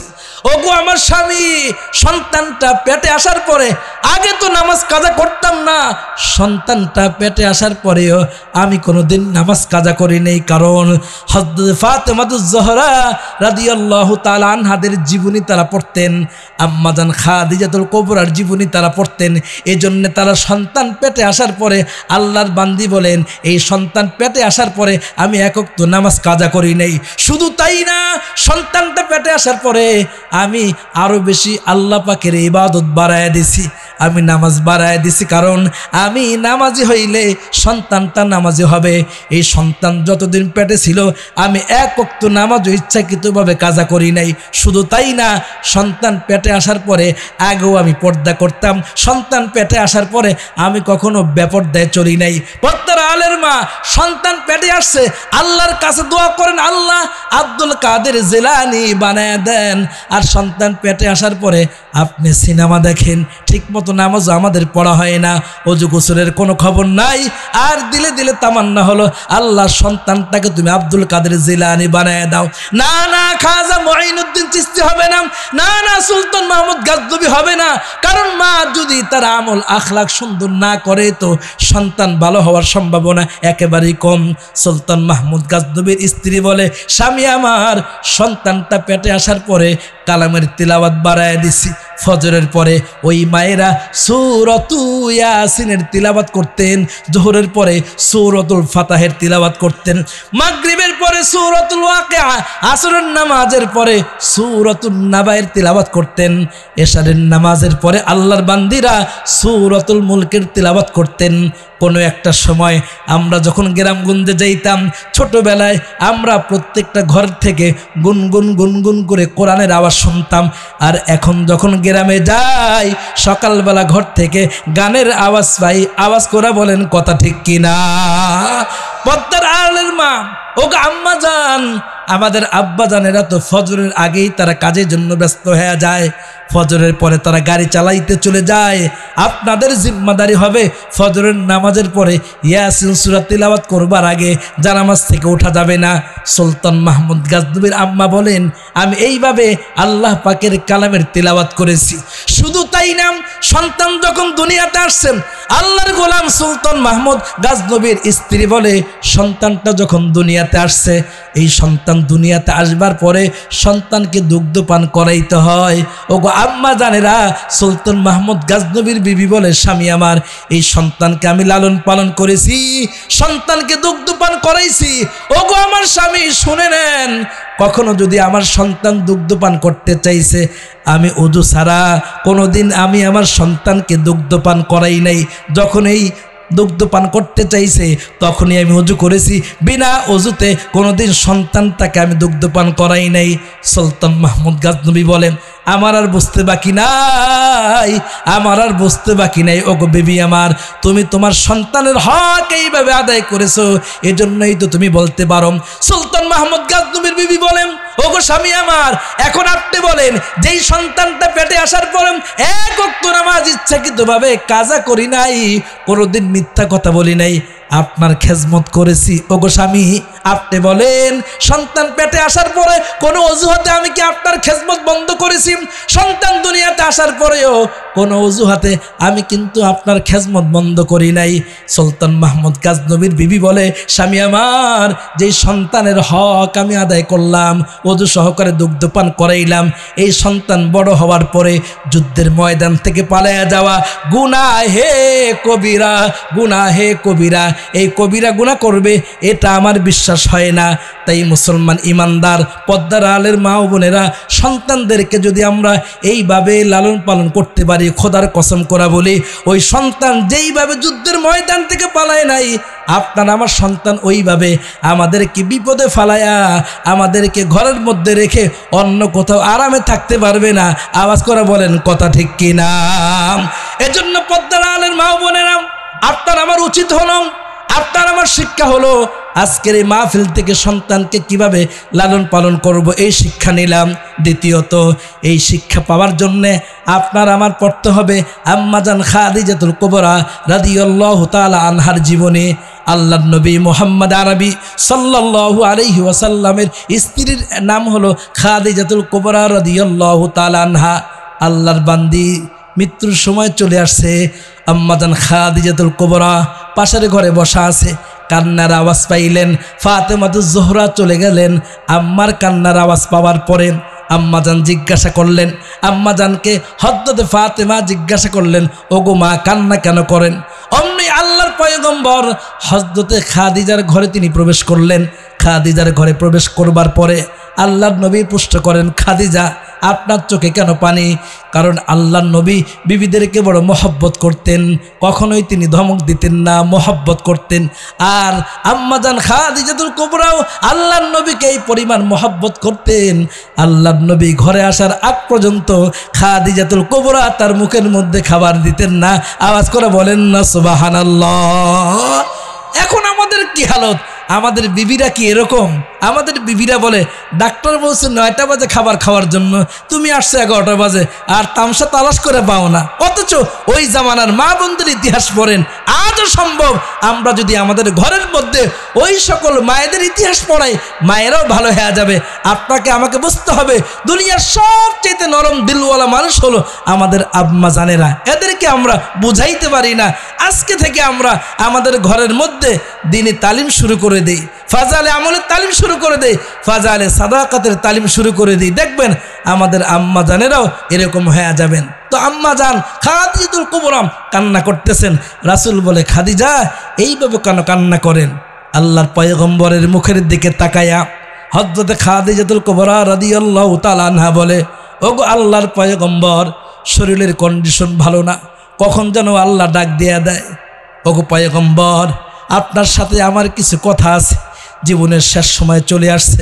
আম্মাজান খাদিজাতুল কুবরা আল্লাহর নবীর চেহারার দিকে তাকায় আছে, ওই দিকে আম্মাজান কান্না করে। আম্মাজানের চোখের পানি দেখে আল্লাহর পয়গম্বরও কান্না করে, ওই দিকে ফাতেমাও কান্না করে। কান্নার রোল পড়ে গেছে। আম্মাজান খাদিজা বলেন, স্বামী আমার, হয়তো বেশি দিন আর বাঁচবো না, শরীরের কন্ডিশন ভালো না, আপনার কাছে আমি কিছু জিনিস চাইবো, আপনি দিবেন নাকি? আল্লাহর পয়গম্বর বলে, ও খাদিজা, তুমি চাইবা আর আমি তোমাকে দিব না, তুমি কিভাবে এই কথা চিন্তা করলা? তুমি যা চাইবা, আমি মুহাম্মাদুর রাসূলুল্লাহর যদি আওকাত থাকে তো আমি তা দেওয়ার চেষ্টা করব। আল্লাহর পয়গম্বর মুহাম্মদ আরবি বললেন, খাদিজা, ইসআল, চাও তুমি আমার কাছে। এবার আম্মাজান নবীজির মুখের দিকে তাকায়, আবার আকাশের দিকে তাকায়। যদি আল্লাহর পয়গম্বর অস্বীকৃতি জানায়, আল্লাহর পয়গম্বরের মুখের দিকে তাকায় বলেন, নবী আমার, আপনার কাছে আমার 1 নম্বর পাওনা, আমার ইন্তেকালের পরে, ইন্তেকাল হয়ে গেলে, ওগো নবী আমার, আমাকে আপনার গায়ের পুরান একটা জুব্বা দিয়া আমাকে কবরের মধ্যে নামাইবেন। আল্লাহর নবী কান্না ভেঙে পড়লেন, ওগো খাদিজা, পুরাতন কাপড় কেন? ইসলামের জন্য তোমার এত কোরবানি, এত টাকা পয়সা তুমি দান করেছো, আমি কেন পুরান জুব্বা তোমাকে দিয়ে কবরে নামাবো? আমি আমার পুরাতন জামানা নতুন জামা দিয়ে, নতুন কাপড় দিয়ে নামাবো। আল্লাহর বান্দি খাদিজা বলে, ওগো আল্লাহর পয়গম্বর, নতুন আর পুরাতনের প্রশ্ন না, তাহলে পুরাতন কাপড় কেন তুমি চাইলা? আমার পুরাতন জুব্বা কেন তুমি চাইলা? আল্লাহর বান্দির মুখের দিকে তাকায়া পয়গম্বর আরবি বারবার যখন এই কথা বলে, খাদিজা রাদিয়াল্লাহু তাআলা আনহা কান্নায় ভেঙে পড়েন, ডাক দিয়া বলেন, স্বামী আমার, আমি আপনার গায়ের পুরাতন জুব্বা এই জন্য চাইতেছি, বাদাল মাউত, মৃত্যুর পরে আমাকে প্রশ্ন করা হবে, মান রব্বুকা ওয়ামান দীনুকা ওয়ামান নাবিয়ুকা। ওগো নবী আমার, আপনার জবান থেকে শুনেছি ওই কবরের মধ্যে কে নবীর স্ত্রী আর কে নবীর কন্যা, এই পরিচয় দিয়ে কবর থেকে বাঁচা যাবে না। যদি আমি সওয়াল জবাবের উত্তর না দিতে পারি গো আল্লাহর নবী, তাহলে তো ফেরেশতারা আমাকে শাস্তি দিবে। ওগো আল্লাহর পয়গম্বর, কবরের আযাব সহ্য করতে পারবো না। কারণ হলো আল্লাহর নবীর জামাতা হযরত ওসমান রাদিয়াল্লাহু তাআলা আনহুর সামনে যদি জাহান্নামের আলোচনা হয়, এত তিনি কান্না করেন না। যেই কবরের কথা বলা হয়, কবর হলো মুসলমানের প্রথম ঘাঁটি। এই কবরের প্রথম ঘাঁটি থেকে যে বেঁচে গেল, তো সব ঘাঁটি থেকে সে বেঁচে যাবে। কবরের আলোচনা হলে হযরত ওসমান যেইভাবে কান্না করে, ওসমানের কান্না দেখে সবাই ভয় পেয়ে যায়। ওগো আল্লাহর পয়গম্বর, কবরের আযাব সহ্য করতে পারবো না। আম্মা জান খাদিজাতুল কুবরা এই পরিমাণ কবরের আযাবকে ভয় পায়, অথচ আল্লাহ তাআলা এই খাদিজাতুল কুবরাকে দুনিয়াতেই আল্লাহ জিবরাইলের মাধ্যমে খবর দেয়, নবী আমার, আমি আপনার নবী আমার, ও নবী। হযরত জিবরাইল বলে, আল্লাহ তাআলা আপনার খাদিজাকে সালাম জানাইছে। সুবহানাল্লাহ। যেই খাদিজাকে আল্লাহ তাআলা সালাম জানাইছে, ওই খাদিজা মৃত্যুর আগে কবরকে এই পরিমাণ ভয় পায়, অথচ আল্লাহর নবী যার উপরে খুশি, সিদ্দিকা আকবর রাদিয়াল্লাহু তাআলা আনহা বলেন, আল্লাহর নবী মুহাম্মদ আরবি, আল্লাহর নবী এইভাবে খাদিজাতুল কুবরাকে ভালোবাসতেন, মহব্বত করতেন। কোনোদিন খাদিজাতুল কুবরার সাথে একটু মুখ কালা করে তিনি কথা বলেন নাই। আর হযরত খাদিজা উঁচু বংশের হওয়ার কারণে, ধনী হওয়ার কারণেও কোনোদিন আল্লাহর নবী কষ্ট পাবে এরকম কোনো আচরণ তিনি করতেন না। আল্লাহর নবী বললেন, খাদিজা, হ্যাঁ ঠিক আছে, আমি তোমাকে আমার জুব্বা দিয়ে দিব। হযরত খাদিজা বলেন, কবরের মধ্যে যখন ফেরেশতারা আমার কাছে আসবে, ফেরেশতাদেরকে বলবো, ও ফেরেশতারা, তোমরা কার গায়ে হাত দাও, দেখছুনি কোন কাপড় আমার গায়ে, মুহাম্মদুর রাসূলুল্লাহর জুব্বা আমার গায়ে। সুতরাং ওগো আল্লাহর পয়গম্বর, আপনার জুব্বার মধ্যে হাত দেওয়ার সাহস ফেরেশতারা পাবে না। এজন্য আমি আপনার কাছে আপনার পুরাতন জুব্বা চাই। সুবহানাল্লাহ। আম্মা জান খাদিজাতুল কুবরা রাদিয়াল্লাহু তাআলা আনহা আল্লাহর নবীকে বললেন, ও নবী, ওয়াদা করেন দিবেন? নবীজি বললেন, হ্যাঁ দিব। দ্বিতীয় নম্বর, ওগো আল্লাহর পয়গম্বর, আপনার কাছে দ্বিতীয় চাওয়া হলো, আমার ইন্তেকালের পরে আমাকে মাটি দিয়ে দিবেন, আমার কবর হয়ে যাবে।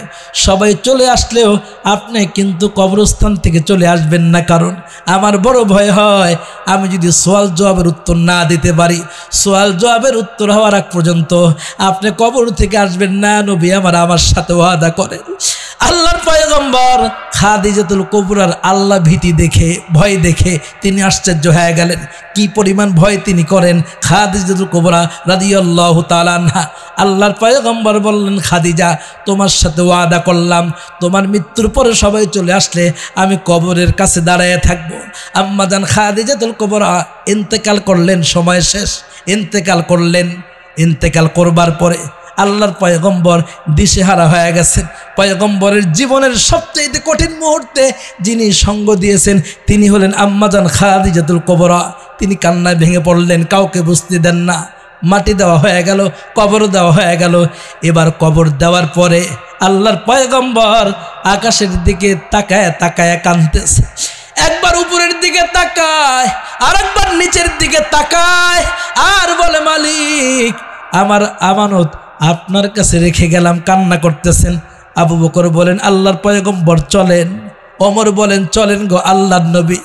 হযরত আলী বলে, চলেন গো আল্লাহর নবী, আপনি যদি এইভাবে কান্না করেন তো আমাদের কি অবস্থা হবে? আল্লাহর পয়গম্বর বলেন, যাও, তোমরা সবাই চলে যাও, আমি আমার খাদিজার সাথে ওয়াদাবদ্ধ হয়েছি, আমি একটু সময় দেই। সবাই চলে আসছে। আল্লাহর পয়গম্বর কবরের পাশে দাঁড়ায় দাঁড়ায় কাঁদতেছে। খাদিজাতুল কুবরা রাদিয়াল্লাহু তাআলা আনহার কবরের পাশে দাঁড়ায় দাঁড়ায় তিনি কাঁদতেছেন। এই কান্না দেখে আল্লাহ পাক রব্বুল আলামিন হযরত জিবরাইলকে পাঠায় দিলেন, ওগো জিবরাইল, আমার বন্ধুর চোখের পানি আমি আল্লাহ সহ্য করতে পারি না। ও জিব্রাইল যাও আমার বন্ধুর কাছে যাও, আমার বন্ধুকে বলে দাও সে কেন কান্না করে। আল্লাহর পয়গম্বরের কাছে হযরত জিব্রাইল আসছে। জিব্রাইল এসে বলে, আল্লাহর পয়গম্বর গো, আপনার কান্না করার কারণটা কি? হযরত জিব্রাইল বলে, ও জিব্রাইলকে আল্লাহর পয়গম্বর বলেন, ভাই জিব্রাইল তুমি আমার সব কিছু জানো, সুখ দুঃখের সাথে। আজকে আমি তোমাকে বলি, খাদিজার সাথে 2টা ওয়াদা আমি করেছি। 1 নম্বর ওয়াদা হলো আমি আমার গায়ের জুব্বা দিয়ে তাকে কবরে নামাবো, ওয়াদা পালন করেছি। আর 2 নম্বর ওয়াদা হলো আমি তার ইন্তেকালের পরে, মাটি দেওয়ার পরে কবরের পাশে দাঁড়ায় থাকবো। আমার খাদিজা বড় ভয় পায় কবরের আযাবকে, যদি সওয়াল জবাবের উত্তর না দিতে পারে তো আমার খাদিজার কবরের অবস্থা কি হবে। তাই আমি দাঁড়ায় আছি। আল্লাহ পাক রব্বুল আলামিনের কাছে হযরত জিব্রাইল গিয়ে বললেন, আল্লাহ এই ঘটনা। আল্লাহ তাআলা খবর পাঠাইলেন, ওগো নবী আপনি যেই দিন খাদিজার সাথে ওয়াদা করছেন সওয়াল জবাব হওয়া পর্যন্ত আপনি দাঁড়ায় থাকবেন, ওই দিন আল্লাহ তাআলা ঘোষণা দিয়েছেন, ওই দিনে আল্লাহ তাআলা আপনার খাদিজাকে বিনা হিসাবে জান্নাতের ঘোষণা দিয়ে দিয়েছেন। মুসলমান ইমানদার আম্মা জান খাদিজাতুল কুবরা রাদিয়াল্লাহু তাআলা আনহা এই পরিমাণ কবরকে ভয় পাইতেন, এই পরিমাণ তিনি রাসূলকে মহব্বত করতেন। কবরের ভয় থাকবার কারণে স্বামীর সাথে কোনোদিন তিনি মুখ কালা করে কথা বলেন নাই। আল্লাহর ভয় থাকার কারণে কোনোদিন তারা গুনাহের কাজ করতে পারেন নাই। এজন্য হযরতে থানবী বলেন, দোস্ত দিলটাকে আহলে দিল বানায় নাও। তুমি আমি যদি আহলে দিল হইতে পারি তো তোমার আমার দ্বারা গুনাহ হবে না। পয়গম্বর আরবি সাল্লাল্লাহু আলাইহি ওয়াসাল্লাম উম্মতকে সতর্ক করবার জন্যে মাহে রমজানের আগে, এই তো শাবান মাস, এই মাসে আল্লাহর পয়গম্বর বয়ান করার জন্য মসজিদে উঠলেন, মেম্বরে উঠলেন। মেম্বরে ওঠার সময় আমার পয়গম্বর কাব ইবনে উজরা রাদিয়াল্লাহু তাআলা আনহু বলেন, আল্লাহর পয়গম্বর মেম্বরে পা দিলেন, বললেন আমিন। দ্বিতীয় মেম্বরে পা দিলেন, বললেন আমিন। তৃতীয় মেম্বরে পা দিলেন, বললেন আমিন। সাহাবায়ে কেরাম রাদিয়াল্লাহু তাআলা আনহু আশ্চর্য হয়ে গেছে, কোনোদিন আল্লাহর পয়গম্বর এইভাবে মেম্বরে ওঠার সময় আমিন আমিন বলে না, আজকে কেন বললেন?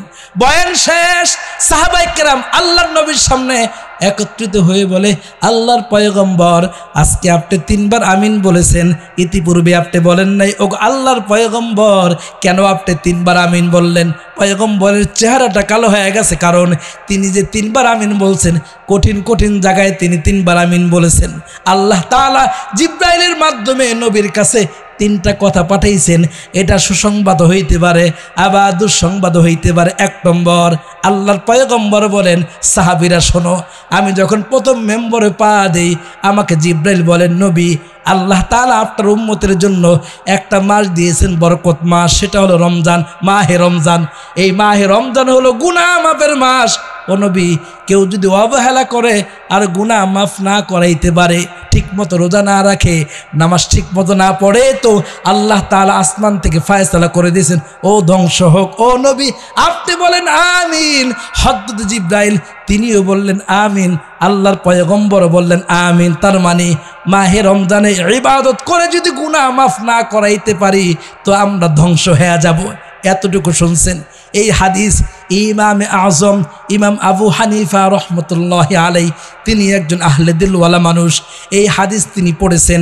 এই হাদিস তিনি এরকমভাবে পড়েছেন, পড়ার পরে আল্লাহর গোলাম তিনি সিদ্ধান্ত নিয়েছেন। এই ইমাম আবু হানিফা রহমতুল্লাহি আলাইহি তারাও এই হাদিস পড়েছেন। এই হাদিসটা পড়বার পরে আল্লাহর গোলাম ইমাম আবু হানিফা রহমতুল্লাহি আলাইহি মাহে রমজানকে এইভাবে তিনি কাজে লাগাইছেন। মাহে রমজান আসার পরে যেই দিন মাহে রমজানের চাঁদ উঠেছে, প্রত্যেক দিন করে প্রত্যেক দিন একটা করে তিনি খতম পড়তেন। দিনে একবার কোরআন শরীফ খতম করতেন, রাত্রে একবার কোরআন খতম করতেন, আর তারাবির নামাজের মধ্যে 1 খতম করতেন। ইতিহাসের কিতাবের মধ্যে লেখে ইমাম আবু হানিফা রহমতুল্লাহি আলাইহি আল্লাহ তাআলা এবং নবীর এই বদদুয়া থেকে বাঁচার জন্য মাহে রমজানে 61 বার আল্লাহর কালাম খতম করেছেন। জোরে বলেন সুবহানাল্লাহ। ইমাম আবু হানিফা রহমতুল্লাহি আলাইহি মাহে রমজানের হক আদায় করবার জন্যে প্রত্যেক দিন 1 খতম, রাতে 1 খতম এবং তারাবিতে 1 খতম, 61 বার আল্লাহর কালাম তিলাওয়াত করেছেন, 61 বার, একবার দুইবার না। কারণ মাহে রমজানে যদি আপনার আমার গুনাহ মাফ না করাইতে পারি, তাহলে আল্লাহর আদালতে আল্লাহ তাআলা দুনিয়াতেই নবীর মাধ্যমে জানায় দিয়েছেন আমরা ধ্বংস, এর মানে কি আমরা জাহান্নাম। ইমাম বুখারী আলাইহির রাহমা বলেন, মাহে রমজানে যদি আমরা আল্লাহ পাকের ইবাদত করতে পারি, ক্বালান নবী সাল্লাল্লাহু আলাইহি ওয়াসাল্লাম, মান সামা রমাযান ঈমানান ওয়া ইহতিসাবান গুফিরা লাহু মা তাকদ্দামা মিন যামবি। আল্লাহ পাকের হাবিব বলেন, ইমামে বুখারী আলাইহির রাহমা বলেন, মাহে রমজানে কোন ব্যক্তি যখন রোজা রাখে, আল্লাহ পাক রব্বুল আলামিন বলেন ইফতারি করে ফেললো, আল্লাহ আসমান থেকে ঘোষণা দেয়, নবী আপনার উম্মতের জিন্দেগির গুনাহ খাতা মাফ হয়ে যায়। তাই তো নবীজি সাল্লাল্লাহু আলাইহি ওয়াসাল্লাম গুনাহ মাসের এই মাফের জন্য আল্লাহর পয়গম্বর সেই রজব মাস থেকে আল্লাহর কাছ থেকে দোয়া করতেছিলেন, আল্লাহুম্মা বারিক লানা ফি রজাবা ওয়া শাবান ওয়া বাল্লিগনা রমাজান। মালিক আপনি আমাকে রজবে বরকত দান করেন, আপনি শাবানে বরকত দান করেন, রমজান পর্যন্ত আপনি আমাকে হায়াত দারাজ করেন। এর কারণ হলো মাহে রমজানের রোজা রাখবার পরে আল্লাহ জিন্দেগির সব গুনাহ খাতা মাফ করে দেয়। সুবহানাল্লাহ। এই জন্য মাহে রমজান পর্যন্ত আমার পয়গম্বর আল্লাহর কাছে দোয়া চেয়েছেন, আল্লাহ মাহে রমজান পর্যন্ত আমাকে পৌঁছায় দেন।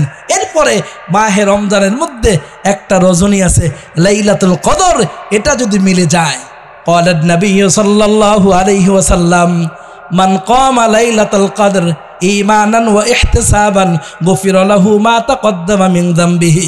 লাইলাতুল কদরের রজনীতে আল্লাহর কোন বান্দা যখন দাঁড়ায় দাঁড়ায় আল্লাহর সাথে কথা বলে ইবাদত করে, আল্লাহ পাকের হাবিব বলে লাইলাতুল কদরে ইবাদত করলেও আল্লাহ পাক তার বান্দার জিন্দেগির গুনাহ খাতা মাফ করে দেয়। সুবহানাল্লাহ।